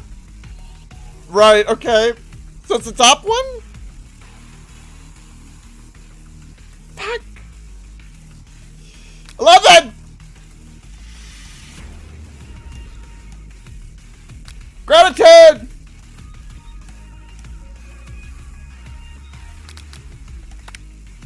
Woo! Woo! Oh!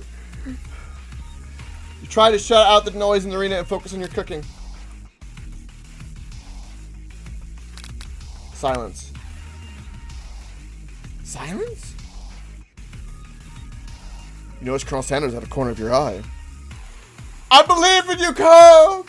I want his pimpin' staff. He's actually cheering me on. They're blinking again. Which would be awesome, except knowing he's watching you makes you totally forget what you are doing.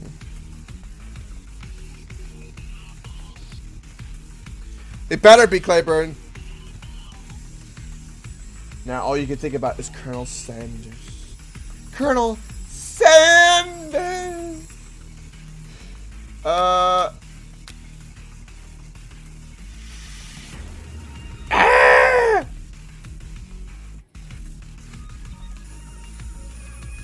What a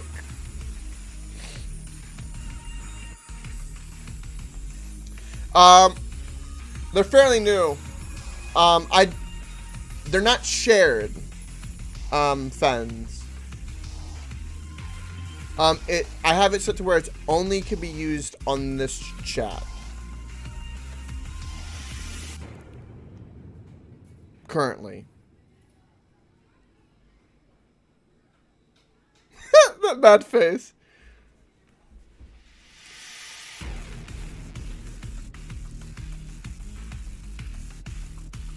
Yeah, and that's perfectly fine, because they're original. I have all of them. So that's perfectly fine. Why is the Colonel exploding out of his acorn? Because he's a hunk, Oprah G! Because he's a hunk! Get it right, girl! Get it right! Get that fried chicken! Oh, God!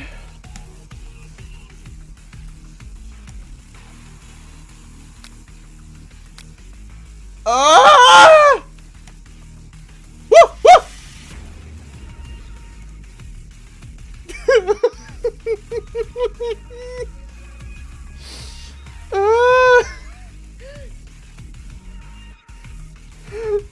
To make up time, you toss your biscuit dough into a stand mixer. As you do, the crowd gasps. Oh, yikes! Zip-a-jay! I know you love nothing more than seeing a fellow appliance utilized in a kitchen battle, but sometimes that means sacrificing the personal touch. You might not have any hands, but Coke does, and a good chef needs to be touching the dough to know when it's properly mixed. There's an easy way and a hard way. You don't get far by going the easy way. When you hear everyone talking, you realize how serious your error was. You immediately shove your hand into the mixer to rescue your dough before it's over-mixed. Coke, no! Oh, but you're not fast enough and your hand gets stuck and is immediately crushed by the quickly spinning beaters. There's no way you'll be able to use that hand for the rest of the match. Colonel Sanders shakes his head in shame.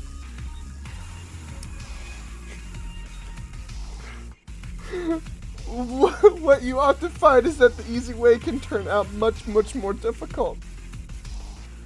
Everyone, stop what you're doing right now. This battle is over. It can't be. I was so close to finishing my dish. Sweetheart, look at your hand. You simply can't go on. I'm a girl in this. I can't. Okay. Is that a picture of a drumstick? Or is that cut out pieces on the legging of drumsticks?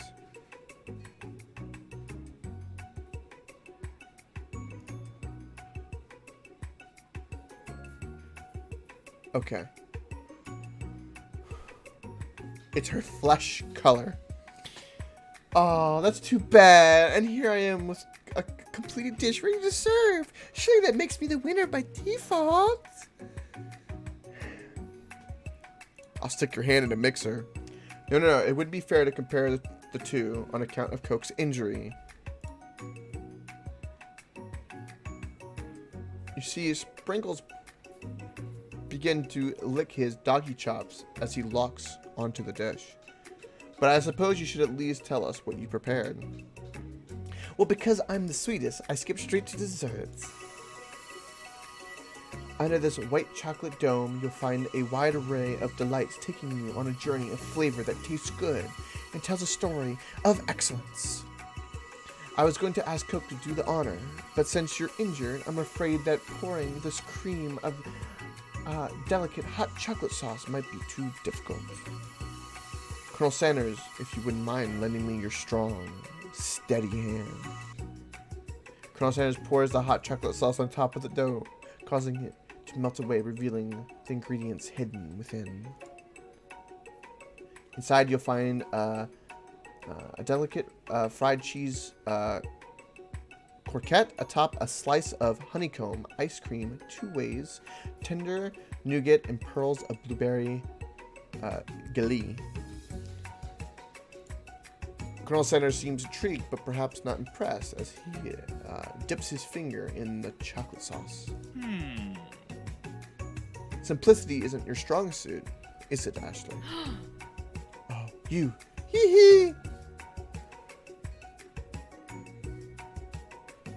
As he places a sauce-covered finger onto his lips, Ashley leans over and whispers something into his ear.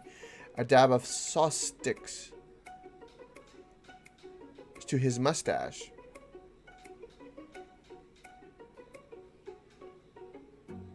I'm gonna get in her way. Bitch, get off my man! He reached out with the apron to wipe away the sauce of his glistening face. Colonel Sanders recoils and brushes you back. This goatee isn't just a fashion statement, it's also functional. It was saving that flavor for later.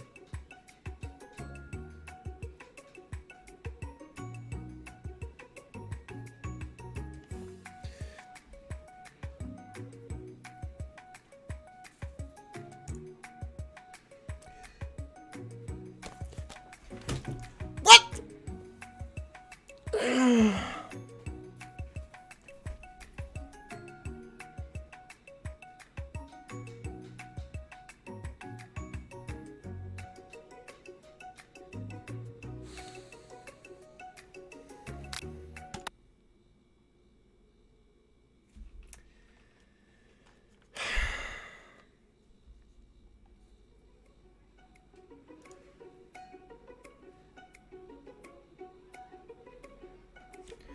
I don't know the Colonel enough. I don't know the ways to master fried chicken.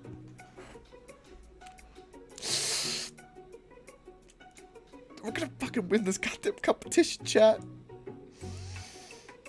You're on!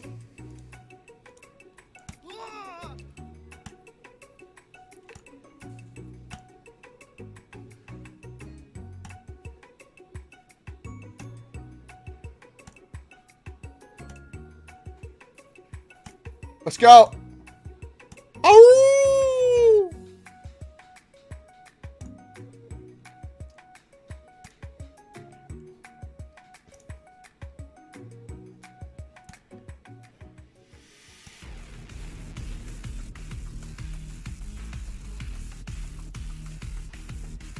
Okay. We're in the zone. Mashed potatoes!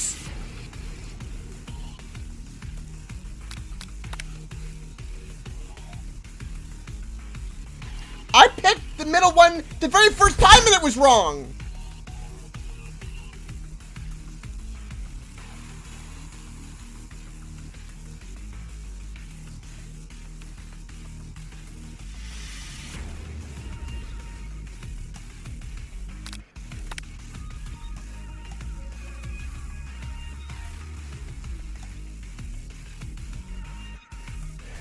Welcome, Fallen. How do we like this game so far?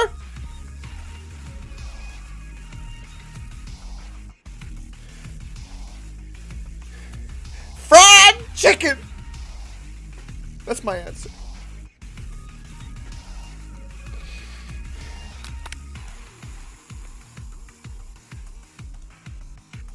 Oh! Oh!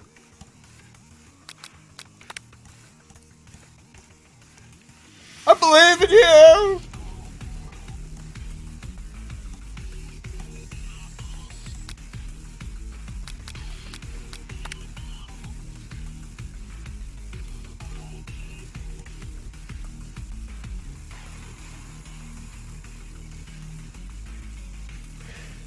You are stranded on a desert island with only one dessert cookbook. Which one do you take? Oh my god.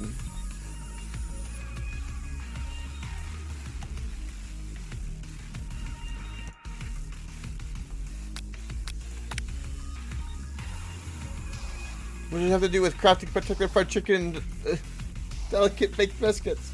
Woof woof! There's no right answer, it feels like.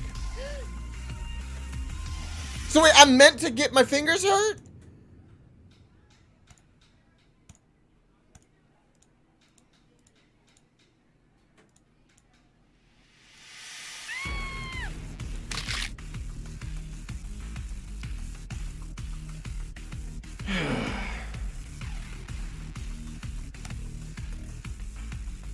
Will you find? Will you often find? Okay.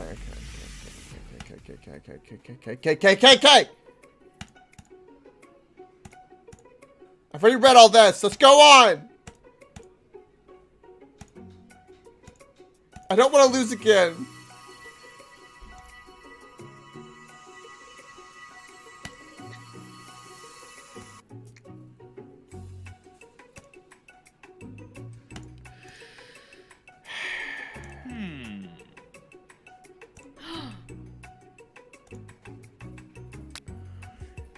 Internalize the rage you feel. Okay.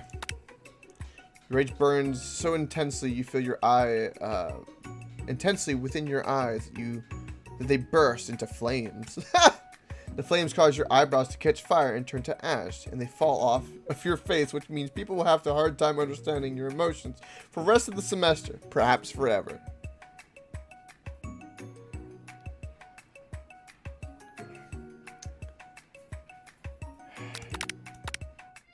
Oh, God. Oh. Okay. Shit. Okay. It's Colonel Sanders. He's probably here to tell you that he and Ashley are in love and have decided to get married.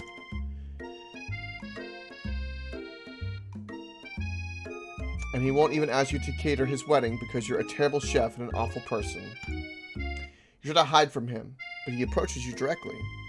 I know you're hurting right now. Not just from the devastating loss, but from that run-in with the mixer. And that small fire. We should get that checked out. I'm fine. Can't you just leave me alone? I'm a loser. I'm not fit to fill your fryer. I'll never be a master chef. Fill your fryer? Failure is a part of life, not just for you, but for all of us. Do you think I've never failed at anything before?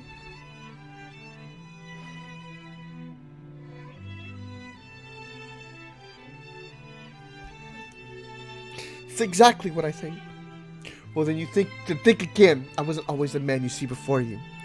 I enrolled in culinary school, incredibly handsome, successful, motivated. Well, handsome, sure. I was born that way. Okay, maybe I'm with Claybert. Maybe we're starting to not like Colonel, because he's kind of sounded a bit arrogant.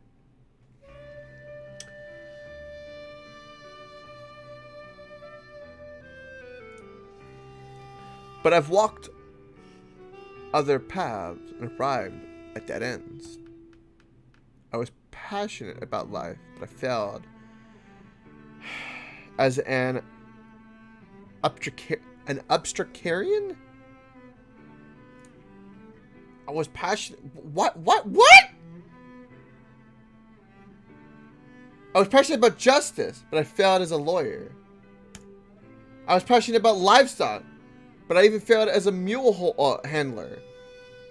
That was especially humiliating. Mules can be so cruel. What the hell?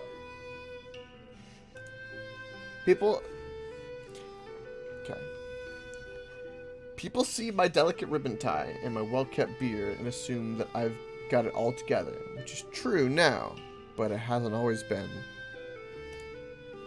Sounds like this guy could really use a hug. I resolved then that I was going to amount to something. No amount of hours, labor, or money would deter me from giving the best I had given. Or had to give. Given. That would work too. He wanted to be a surgeon, he failed at it.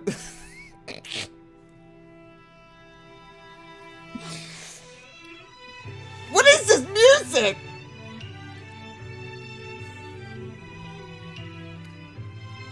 Oh, this cringe. Oh, right, okay. As Colonel Sanders changes focus, you can see something ignite inside of him. A burning passion for fried chicken. One has to remember that every failure can be a stepping stone to something better. My new dream is pure. It's honest. It's something that a humble man in a crisp white suit can be proud of. We can be proud of it, Chad. It's pure. I will create a new chain of chicken restaurants that will bring joy to the entire world and make up for my past misdeeds. Yes, it's pop!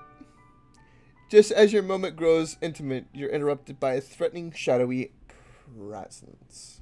I wonder who it is. It's the Spork Monster!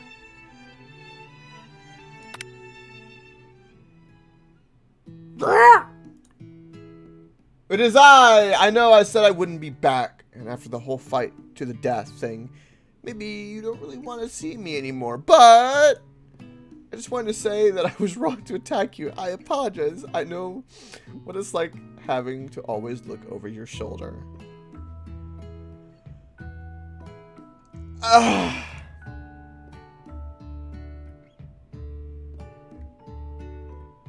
You spit the inside of your cheek?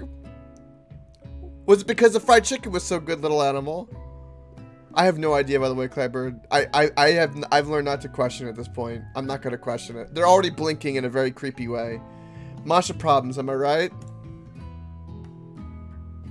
Ah, thanks. I'm glad there are no hard feelings. Getting jumped by a giant creature in the dark of night can really rally a person up. I also want to apologize for the way I switched right into attack mode. I know that you're strong, and cooking school can put a person under a lot of stress. I actually used to go to the school. I wasn't always a spork monster. You see? You see? I wasn't always a spork monster. Right. I don't believe it. You were human once? Well, no. I was a golden retriever. A golden retriever? But I was still a student until one day some mean kid with a magic spellbook cast a dark enchantment on me, and I was forever transformed.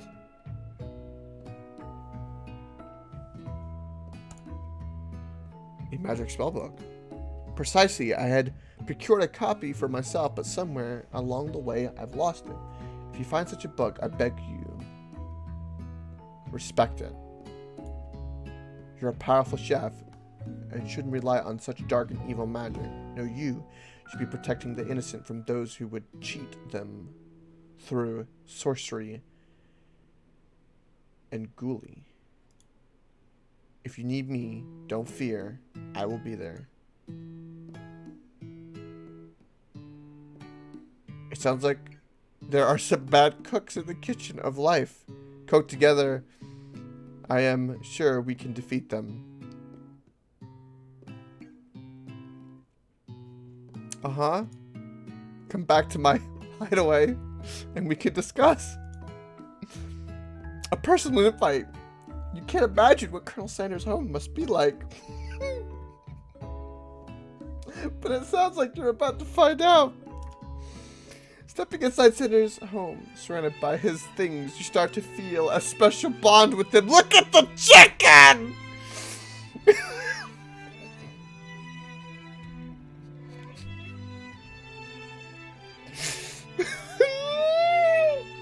It looks like you live in such an exciting life, Colonel Sanders! Every day can be an adventure if you approach it with the right attitude. Yeah, look at this baby picture. Long ago, I made the decision to never stop searching, never stop working, never stop imagining. Have you been working on any new recipes of your own lately? I'm always excited to talk about food with another ambitious chef.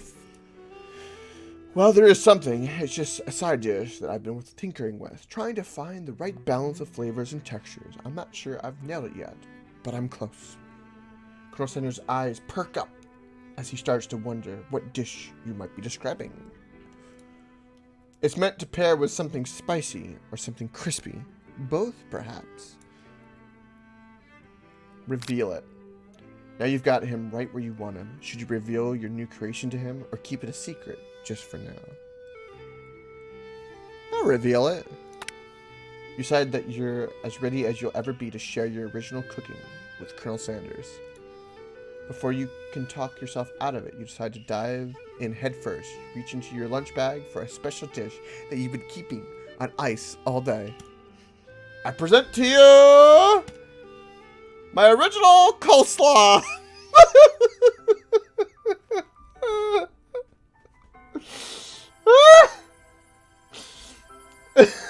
The shredded cabbage dish glistens in the light of Colonel Sanders.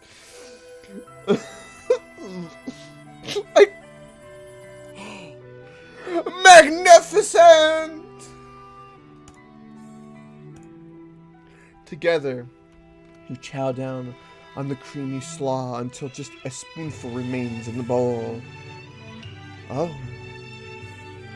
Do you mind if I hold on to this last bite? I'd like to have it around so I can admire its taste later and think back on this moment. You could offer to make him more, but he seems like a very sentimental kind of guy.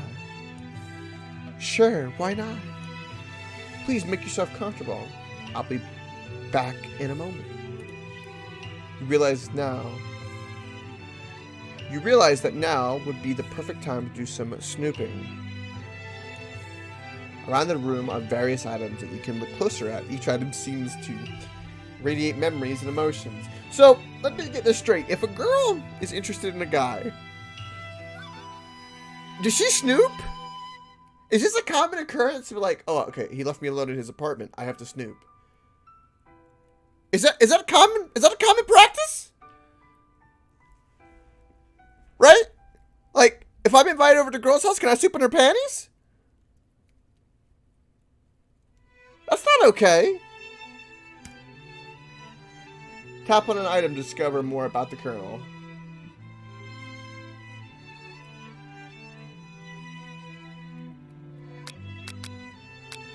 The chicken. You notice a very realistic stuffed chicken sitting on a corner table. When you pick it up, you realize it isn't just realistic. It's real! Taxidermy must have been important to Colonel Sanders when it was alive. A little note clipped to the chicken's foot reads, "The true state bird of the great state of Kentucky." Tap on an item to discover. Okay. You gaze out the window across the vast lake and mountain range beyond. Just then the ghost of student pops up. Are you thinking about heading out into the world on a quest to avenge my death? Wait, what? I've never even learned your name. Why would I avenge you?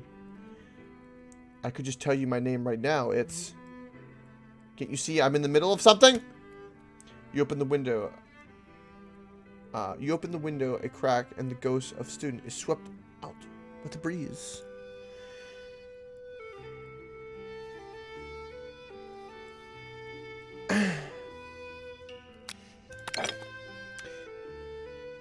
You take a closer look at a large urn sitting on a nearby pedestal. There's a plaque on it. It's dusty, but when you wipe it off... Wait, why is it dusty? You look at a house like this, there's no fucking way it could be dusty. Out of all the things in this game, that is the most unrealistic thing I have just read. Okay, let's read the inscription. It says, "Here lie the ashes of my past careers and business failures.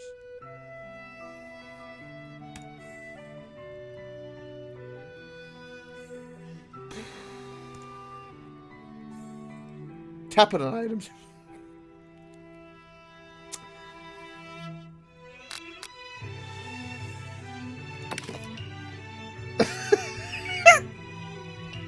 An adorable little baby boy crawls across the floor from the goatee and mustache combo he sports. You figure that this must be the Colonel Sanders himself. That, or maybe it's the drumstick that he seems to be waving like a rattle. Who frames a baby picture of just themselves? Probably the same type of person who would make their own face the logo of the company they founded. Am I right?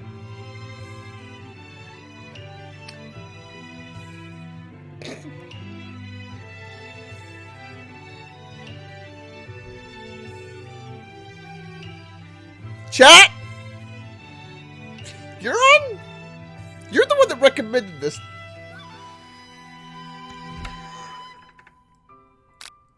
Oh. You open up the door to Colonel Sanders' closet and find a row of his signature white suits hanging within. You take one off its hanger and try it on. The jacket is a bit big for you, but it's soft and comfortable. You give yourself a deep hug. Breathe in his scent. They say that home is where the heart is. Is that what they meant? Before you can look any further, you hear Colonel Sanders returning. He has a new dish that he has been working on, and he wants you to taste it. You try to act casual until he asks why you're wearing his jacket. Aww. I don't usually lend those out, but I must say it does look good on you. Oh, crap, the jacket.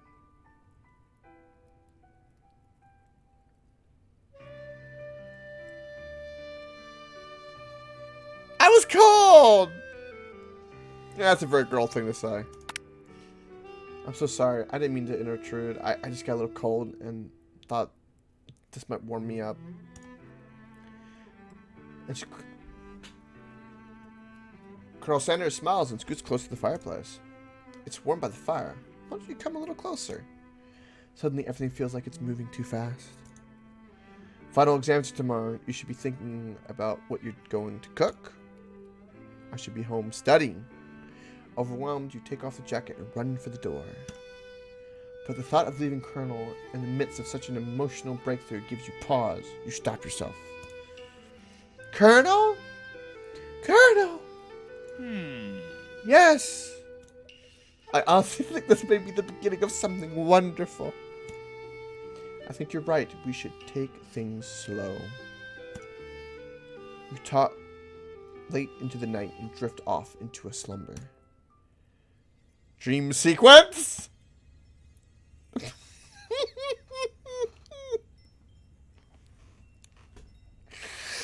Oh!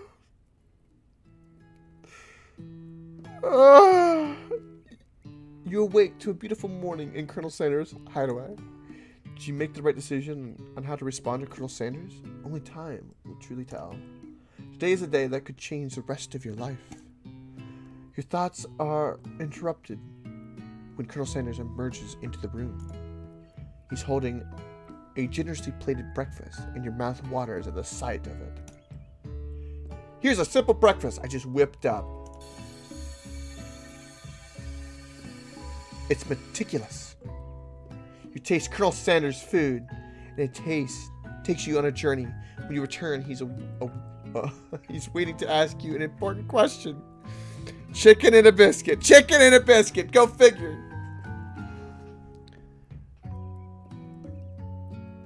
He's about to get married, so he's cheating on Ashley? Probably. By the way, so would you say that we're the perfect match? How presumptuous. My cuisine,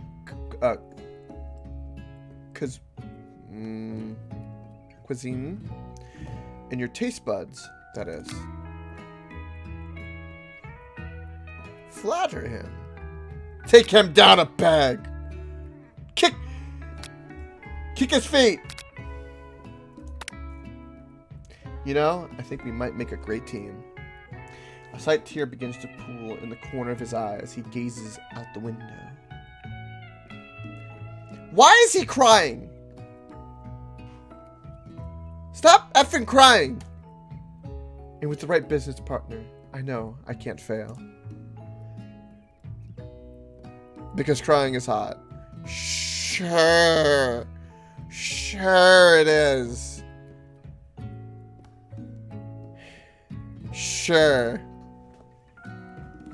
Because we're soulmates and chicken mates. Chicken mates! We are chicken mates! Chicken mates! Business partner. Could he be talking to you? It's all happening so quickly. Jesus Christ. Overcome with emotions and confused by your feelings, you're on the verge of tears. Unable to speak, the only answer you can find is run out the door and get home. He wants to fertilize my eggs. Oh, there's one more day of school. After all, the University of Cooking School Academy for Learning awaits for one more. Ah!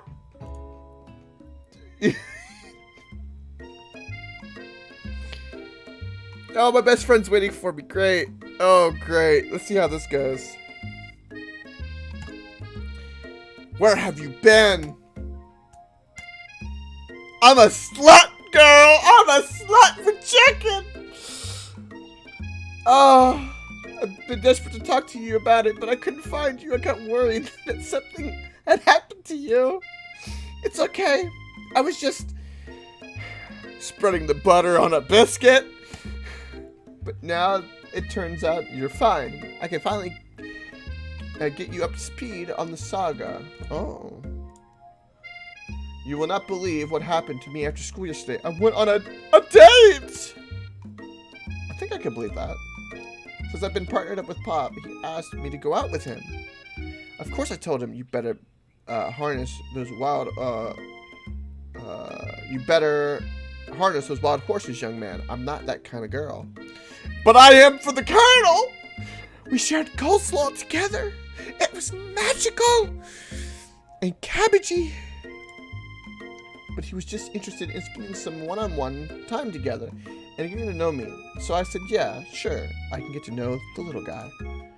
Long story short, he took me into his favorite, shush house? But things quickly spiraled out of control. Did she just say, shush house? What? And now I'm not really sure where we stand. You don't give Marie time to tell her whole story. However, bottling up the details of your own night is just too much to bear. Okay.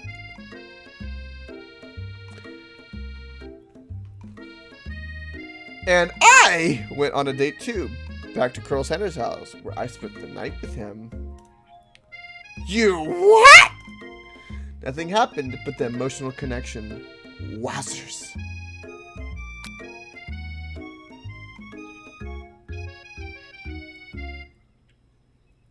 Oh, God. If being obsessed with Colonel Sanders is wrong, you don't want to be right. After a short argument, you both agree to go your separate ways. You arrive at school, you encounter your rivals. Of course I do. You can tell from a distance that they're picking on Pop, though he himself might not quite grasp that fact. Because you know, he's Pop. What's a swirly? It sounds delicious. Oh, it's great. I'll order you one up right away. I'll have my swirly with sprinkles, please. Sprinkles is a dog and a treat. You can get your swirly dipped too. Why don't you pick on someone your own size? Because I'm literally the biggest person at the school. There is that horse that Colonel Sanders rides to school. But who would dare pick on such a gentle and beautiful creature? You care about a horse!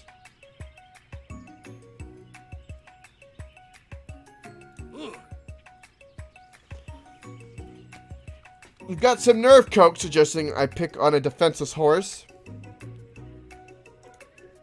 Now you're twisting my words, and I won't have it.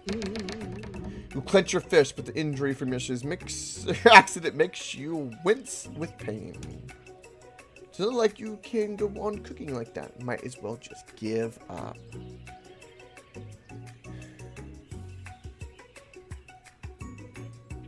Does it surprise you that the insane girl is also a horse girl? No, not at all. Why is she sticking her tongue out, though? Why is she sticking her tongue out?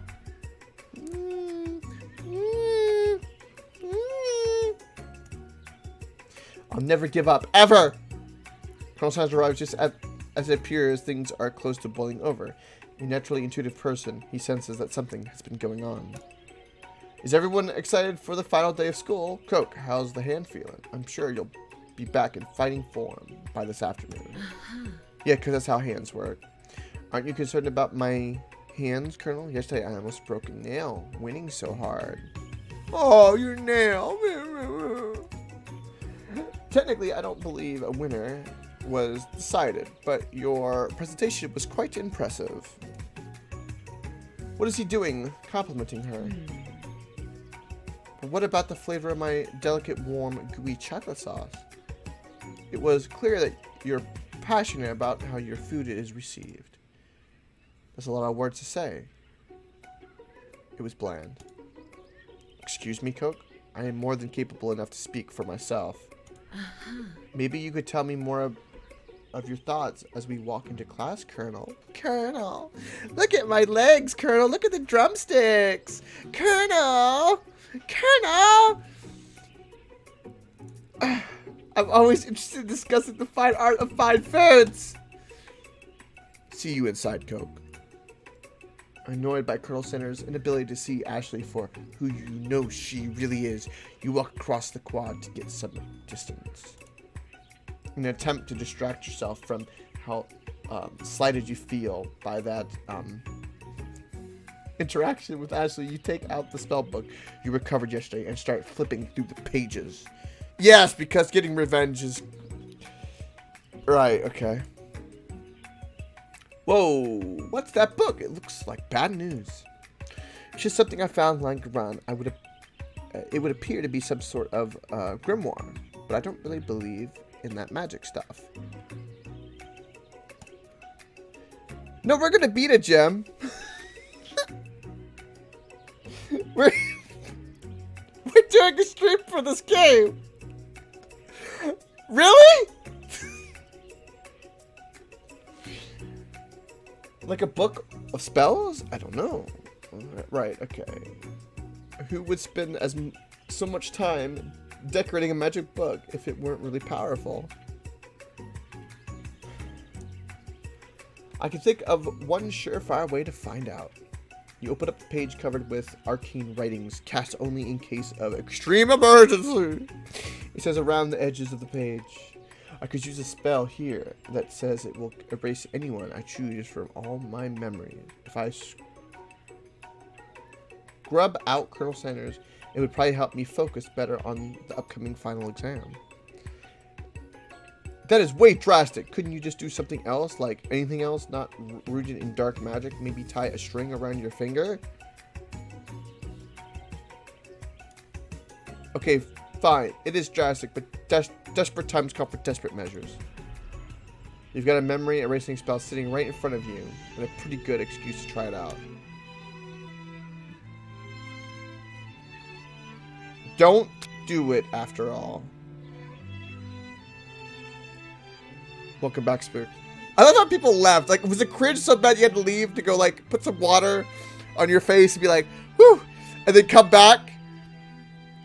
I hope so. Just let me wallow in it. You take your friend's advice and put the book away. It's almost time for class. It's almost time for class. Sprinkles is already in the room waiting for the students to arrive. He clears his voice to make a quick announcement. Woof! I want all of you to know I feel something of a dog moment coming on. Oh! But I assure you, there's nothing to be afraid of.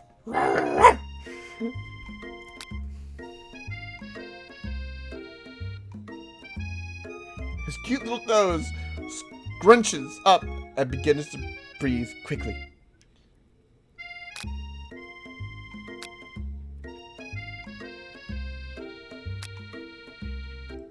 My old homework. You reach into your backpack to grab some homework from last semester that you forgot to turn in.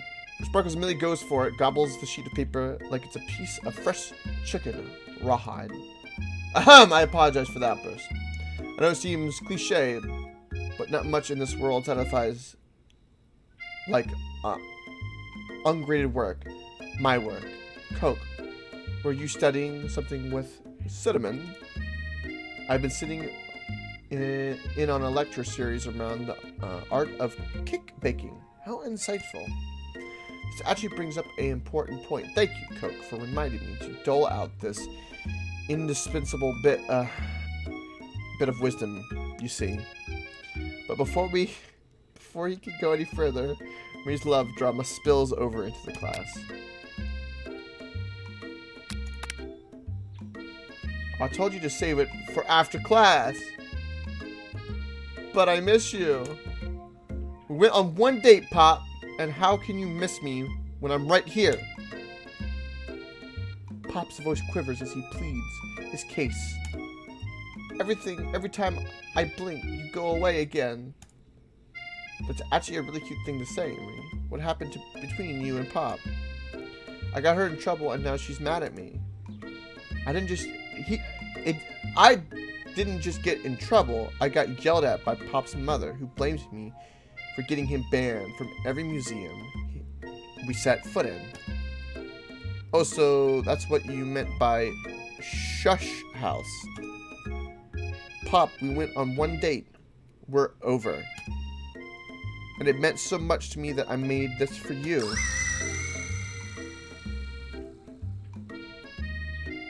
Too hurt to go on arguing, Pop leaves his creation behind and runs out of the room. Nothing like a loud public outbreak to cast a pall over the final day of school. Okay. Well, that was unfortunate. Indeed it was. But we mustn't be distracted from what lies ahead. The final competition showdown challenge exam. It's trademarked.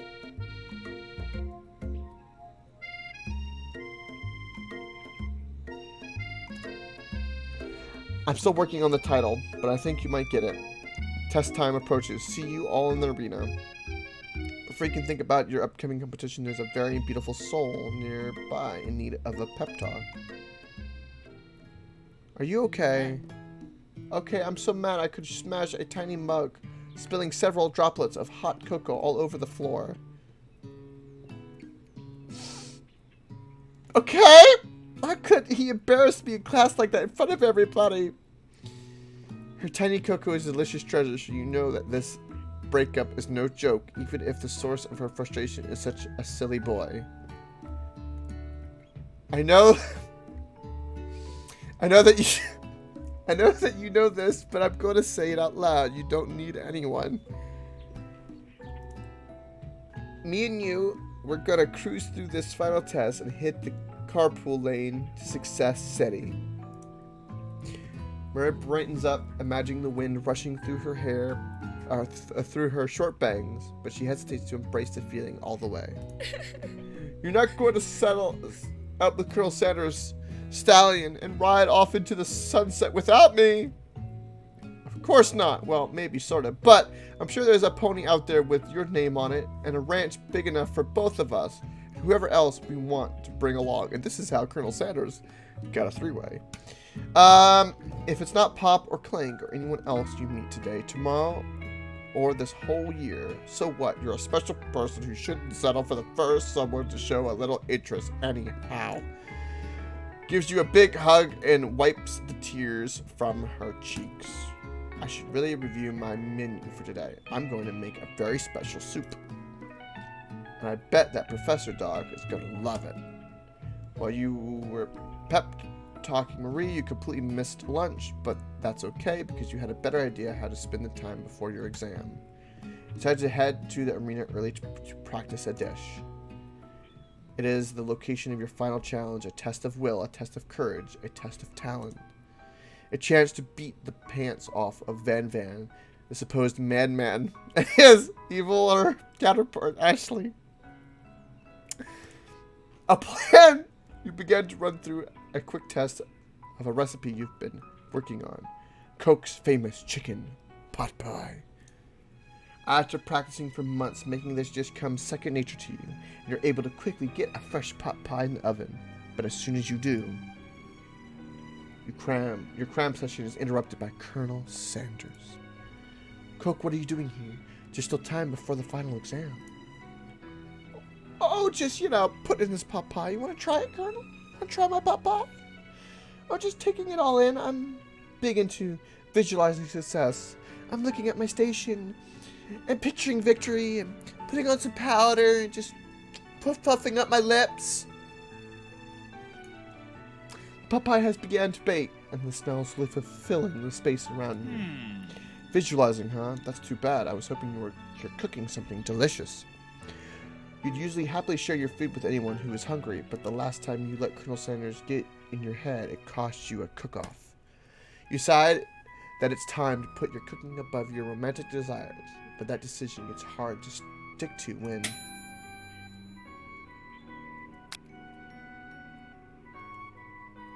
Do that one. Okay, you got me. a little bit more than visualizing. I know my nose can smell a pot pie from 400 yards. Not 401, but 400? Slacking. That's an oddly specific distance. But you'd expect nothing less from such an oddly specific man. You knew it was a pot pie just from the smell. Not just a pot pie, but a chicken pot pie with an all butter crust. An all butter crust. And my nose is telling me something else. Oh no, is it burning? Ah, no, I can smell that it was made with a heaping helping of TLC. But it'll probably start burning any second if you don't pull it out. Pull it out! Pull it out! The moment of truth. Wow! It's the best pot pie I've ever tasted. I've always loved country cooking, and I could eat this all day.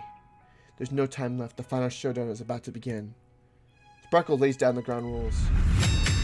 There are no rules. That is, except to cook with everything you've got. You step up for the cook-off of a lifetime. Right now it does your own? Great. You decide that mac and cheese plus the pot pie you've been practicing are just the dishes that'll push you over the edge to victory. Meanwhile, both Van and Ashley are prepping wildly elaborate dishes per their usual over-the-top selves. Marie has been giant magnifying glass and several sets of Twizzlers. She's definitely preparing to go big. Prepared to go big, going small. Colonel Sanders seems to be harnessing his 11 herbs and spices, but he's trying to find a way to improve on something perfect, his original recipe. Fried chicken. The intensity in the room starts at a full 10 out of 10 with a frenzy of action. Everyone is calling out really cool special cooking moves as they prepare their food. Wow, this is getting serious. Colonel Sanders batters his chicken as it levitates through the air. Okay. Egg wash!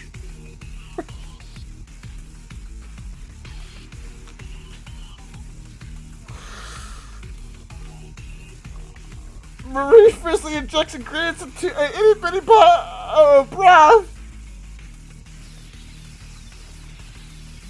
Best friend, Baster Blaster. Van flexes his pectorals as he chops open a sea urchin. Let's rock and roll.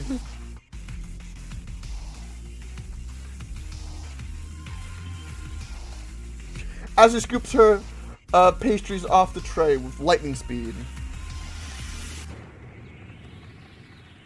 Shallow personalities! Really? Shallow personality spatula? Even Clank gets into it.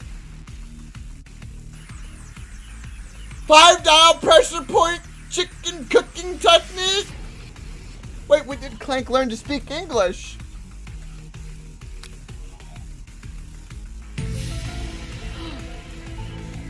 It's the singularity.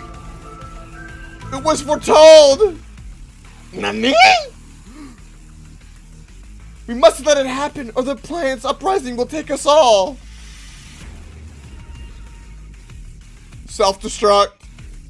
Van quickly unplugs Clank and rolls him out the back door of the arena.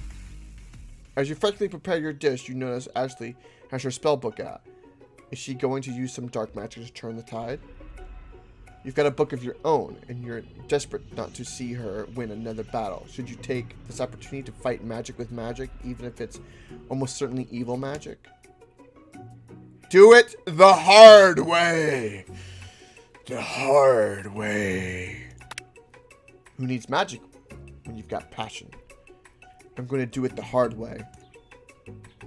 Colonel Sanders sees that you've chosen to win on your own terms, and he gives you a suitable wink from across the room.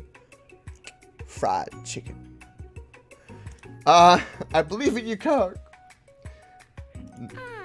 Oh, I've always believed in you, Coke, since we were little kids, because I'm your best friend forever. BFF. You turn to notice cheering for you. What about your dish? You're here cheering. Who is cooking? Tiny food, short cooking time. I'm actually already done, so I thought I'd help you. Oh, that's sweet, but... Tosses a handful of spices directly into your boiling noodles. It's a secret ingredient. However, she doesn't know that you lied and the ingredient was made up.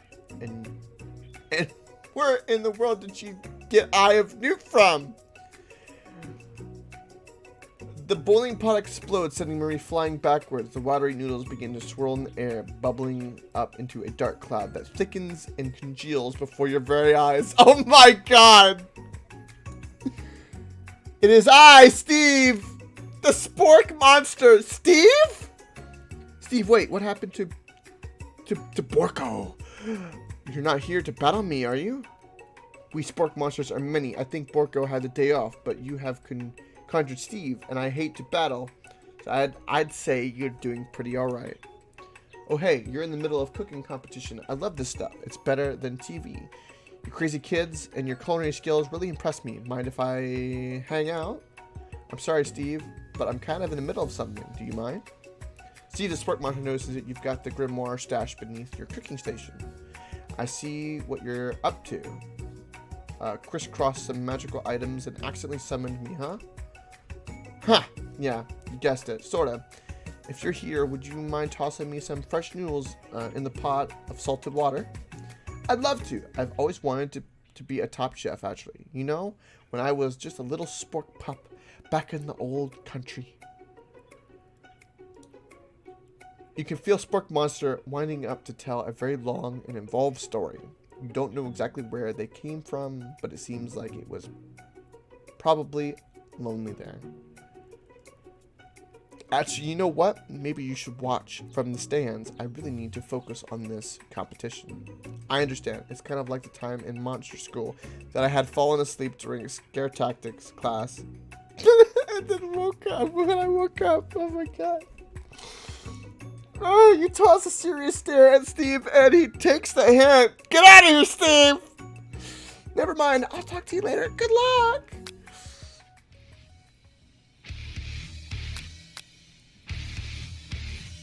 Top one.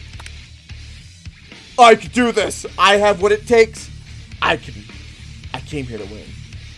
Your hair turns mac and cheese orange as culinary energy flows through your body. Oh my god! I'm going mac and cheese Super Saiyan! I'm going mac and cheese Super Saiyan! Oh my god! My heart is pure. My hands are steady. My taste buds have been preparing their entire lives for... Yes, Coke, you are the chosen one. You will avenge me. The power you've been summoning immediately fades back out. You interrupted my inspiring monologue. Sorry. My heart is pure. My hands are steady. My taste buds have been preparing their entire lives for this moment. I will show the world my cookery. You begin to levitate off the ground. Energy courses through your body. You know that with this power you can do anything. Except turn back time, which would be super useful because while you were powering up, your chicken pot pie overcooked from the oven and can't be served. But don't worry, dear Coke. You may have suffered some setback, but all is not lost. Impressed with your fortitude, Colonel Sanders decides that you have earned his support. I've been watching you today, and I must say I'm truly impressed. You've been thinking on your feet and rolling with the punches. He steps up to the station and stands right beside you. I'm here to help! Yeah! All you've managed to make is mac and cheese, and time is almost up. You're going to need it. But Colonel Sanders, what about the taste? What will happen to you? What about the rules? Following the rules has never really been my thing. I follow my heart. What? Hey, Guy! Ah! A woo! Colonel Sanderson folds a delicate white towel to reveal the most delicious fried chicken tenders you've ever laid your eyes on. And besides, sometimes unexpected combinations can have surprising effects that surpass their individual efforts. Are you suggesting if we combine forces, we can form the perfect food union? Time's up, students! With time expired, it's the moment everyone's been waiting for. You must now prepare to present your dishes. A handful of students stand tall, but the class seems incomplete. It seems you're missing some students. Pop, clang? From off-screen you hear a pure and innocent giggle that can only come from one student. I'm flying! It sounds like it's coming from a broom closet over there. Murray, would you mind? Inside the closet, you see Pop hanging on a broom hook by the elastic of his underpants. Pop, get down from there right now. Let me guess, did Van Van have something to do with this? When someone asks for a wedgie, who am I to refuse? I thought a wedgie was a salad. It looks like Pop is eliminated from the challenge, seeing how he didn't cook anything. I can't feel my legs. May I be excused? Sure. You kids and your pranks. I must say it's not the worst prank in UCS::AL history, but it's not exactly your book material. Wait a second, pranks, clank? Where did that pressure cooker roll off to? You wait here. You wait to hear a signature whir, beep, or other what? Onomatopoeia? But there is none. Okay. Somehow he must have gotten unplugged, I guess. Well, we'll have to figure that out later. Okay. Let's move on! What's gonna happen with Colonel? That leaves only 4 remaining students. Please collect your final projects. Yes, it has been a long semester. Wow, 3 whole days long. But after days of hard work, the time has come for me to eat. Step forward. Now describe your dish. I've made tender udon noodles in savory soup. My word, it's so delicate. It is that tiny, teeny, narotomaki? A spy afloat in this itsy bitsy bowl? Yes, chef. Please call me Sparkles. Chef is my father's name. Yes, Sparkles. And some green tea made from baby tea leaves that I picked myself. Sparkles carefully sniffs around the dish before opening his mouth and letting just the tip of his pink dog tongue dip into the bowl. Sublime. Would anyone else like a taste?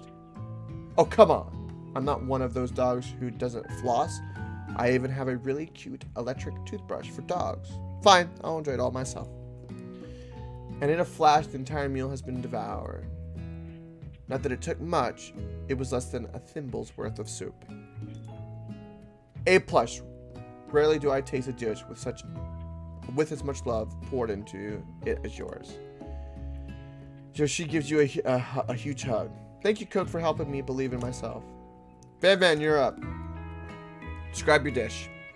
I made honey over smooth egg crusted in an axe-hewn urchin shell topped with good God.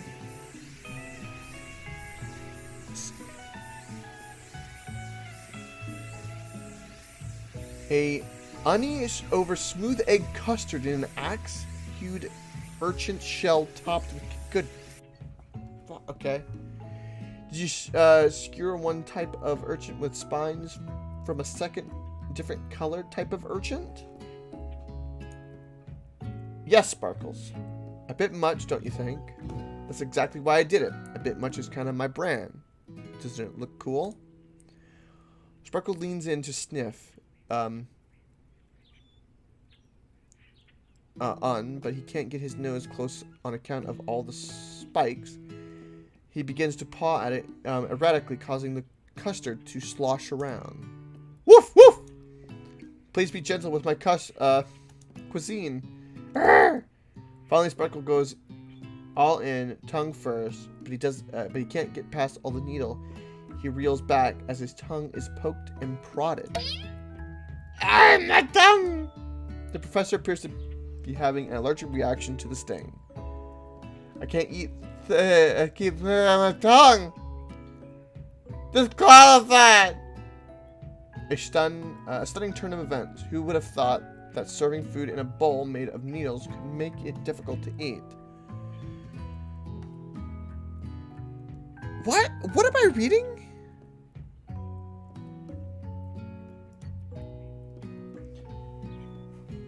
Dejected, Van does not go gentle into the night. Disqualified for glamour?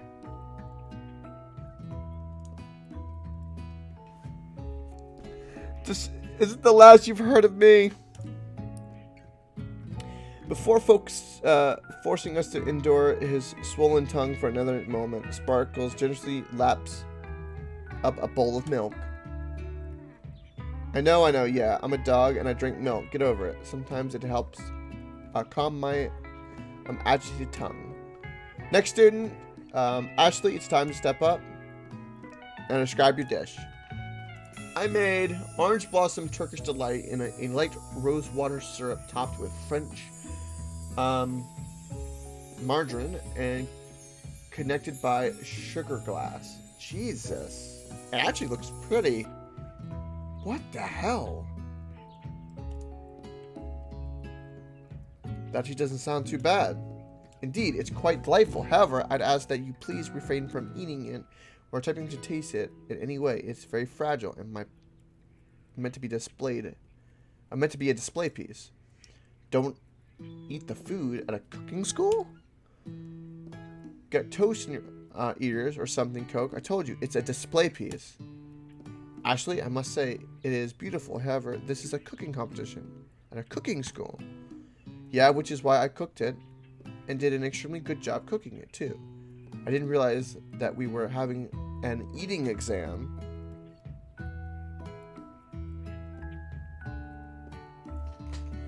What? If I wanted to be judged on eating, I'd go to the College of Eating School for the hungry.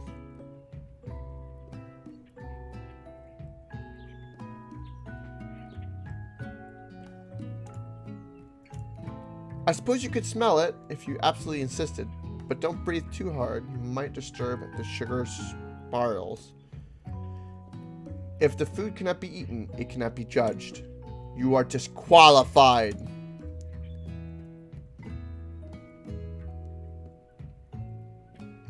Yeah, but you have to drive a car to win a racing competition?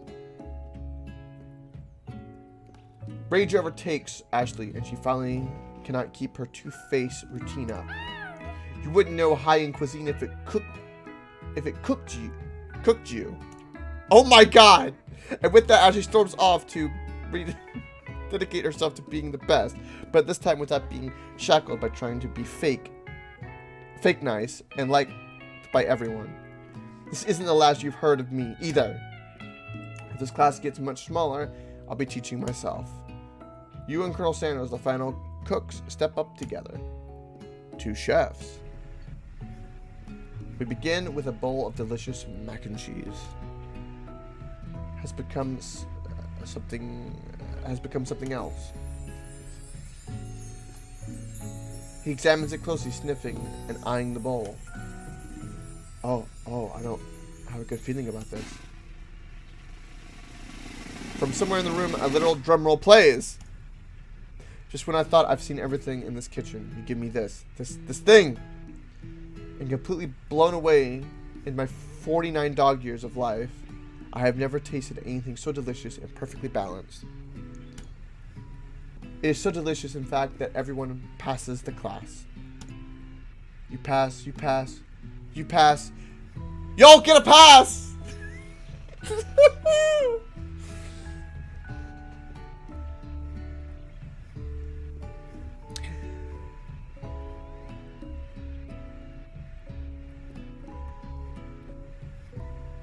His mouth had an orgasm. It did. It did. And you get a pass! We all get a pass! Everyone gathers around and partakes in the mac and cheese bowl. They all seem so transcended to transcend this reality into another dimension. You win! Together, you and Colonel Sanders have made a new menu item. The new menu item is impressive. Even the Van and Ashley are drawn back in by its magic fragrance, or magnetic fragrance. When they gaze upon your mac and cheese bowl, they admit that you are indeed an excellent chef. Right, okay. Sparkles declares that you have passed. Everyone has passed. There were supposed to be more battles. But come on, how could they be better than this one? Now that the school year is complete and everyone has graduated, the students should return for one last assignment. To get their groove on. The cafeteria has been completely redecorated in order to serve as the site of the school's graduation dance. Compared to the massive high-tech cooking arena, the humble decor seems downright cute and cozy. DJ Dog is in the house! Ooh! You knew that Sparkles was a master chef, but he also was a world-renowned turntablist. Who says you can't teach an old dog new tricks? Can someone save me? Ashley tell everyone that they've committed themselves to righting the wrongs they did while they were the villains. For a moment, you actually believe them. Not another haunting. No ghosts allowed at graduation. It's clearly written in the school's bylaws. I was never actually a ghost. It was all a trick to get you to finally notice me. Oh, amusing. And now that everyone is together, it's a sport monster. He has totally mellowed out. Everyone, the sport monster is no more. From here on out, I prefer that everyone refer to me by my new name, Party Monster. Student tries to finish what he had to say, but everyone is too wrapped up talking to Spork. Sorry, Party Monster.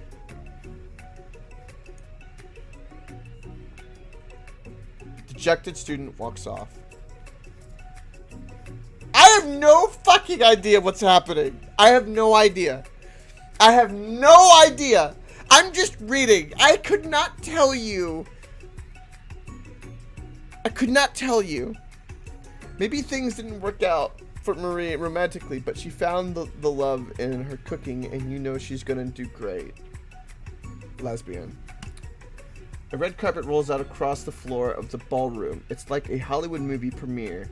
Who could command such an entrance? It's gotta be the Colonel. It's Pop. He's arrived late to the dance, but apparently for good reason.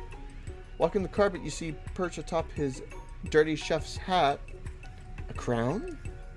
Welcome back, Pop. I know you weren't able to complete the final exam and accept your diploma, so we had it mailed directly to your father. We figured it was the least we could do for the school's dean. Oh, now I get it.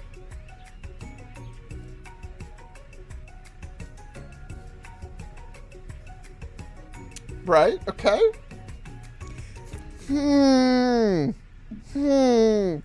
Daddy is in powerful position, and I just get to get what I need. And we get a new wig on the school. Alright, and we get a new wing on the school. Not to mention the honor of educating the son of the chancellor of such and such.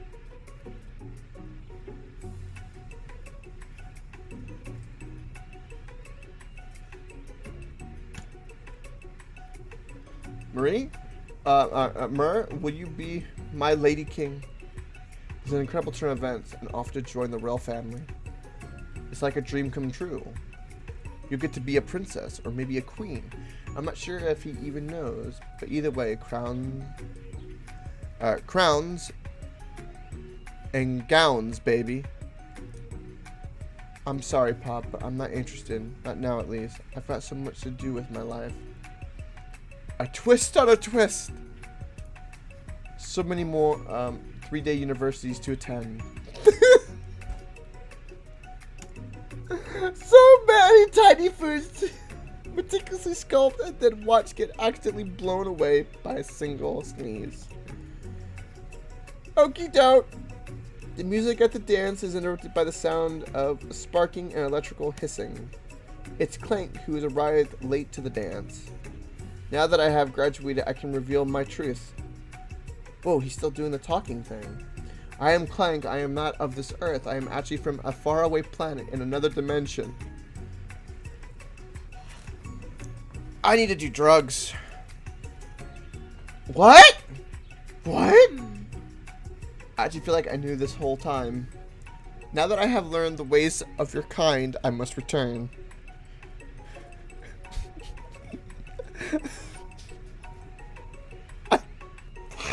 Oh my god, I can't. I fucking can't.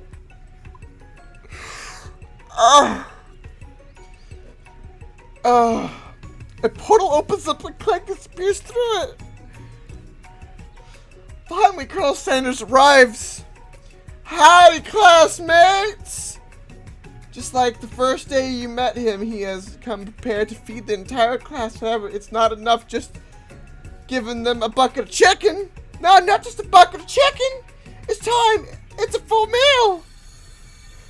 For $39.99, you get yourself a family chicken. I didn't get to go to the most famous chicken man in the history of Chicken Man. Not to remain. I can't fucking read. Oh my god. I didn't get to be the most famous chicken man in the history of chicken. And man, not to be reminding people to go out and buy my chicken. Chicken. The end. Ah!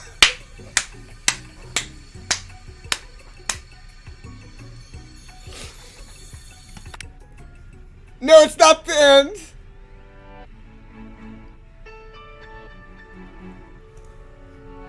As everyone feasts on their delicious chicken dinner, Colonel Sanders finds you sitting at the end of the dance floor. Oh my god. Coke, what are you doing sitting all alone? Have you taken a bite of my drumstick? No? I want to take a bite of your drumstick. Let's end this fucking thing. Let's end it. Oh, you know, just waiting for the right person to ask me to dance. I wonder, might you tell me what are the I wonder, might you tell me what are the qualities that you would expect to find in such a lucky person? Off the top of my head, oh, I don't know, a spicy musk, a tidy goatee, and a degree from the University of Cooking School Academy for Learning, just to name a few things. It truly is my lucky day. Would you dance with me? Would you dance with the chicken man? Are we gonna do the chicken dance? Is that what, if we do the chicken dance, I swear to God, if we do this chicken dance, yes, I would love to. As you glide across the dance floor, hand in hand with Colonel Sanders, the future stretches out in front of you. And once my 100th franchise is up and running, I'll be ready to take a day off. And I'll be so glad to spend it together with you, Coke. How sweet. We'll work together and play together. Colonel Sanders stops dead in his tracks. Work together. Well, I think it's this is something I'll just need to do by myself. But who will help you run your restaurants? I don't believe I need help. Besides, based on your time at school here, do you really think running restaurants is the best path forward? Could it be you found a love connection but failed to earn Colonel Sanders' respect as a chef? Can you live with only half of him? Will you be able to endure sharing him with his other love? Life of an entrepreneur. I suppose I could enroll at pastry school. Oh, my dear Coke, I'm sure that you'll find your place eventually. And along the way, you'll have me by your side. The end.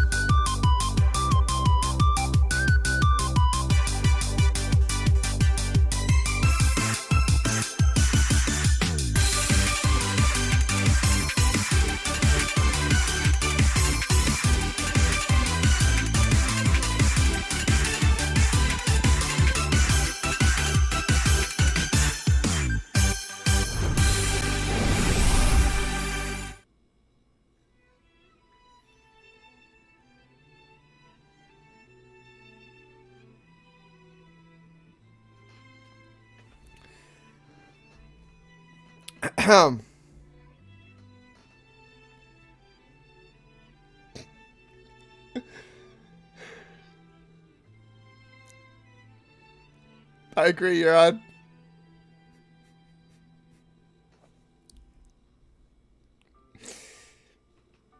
Thank you, everybody, for watching. I really, really appreciate it. I hope you have a happy, happy Valentine's Day. And I'll see all your beautiful faces tomorrow morning. And don't forget, if you want fried chicken, you must stay unstoppable. Bye.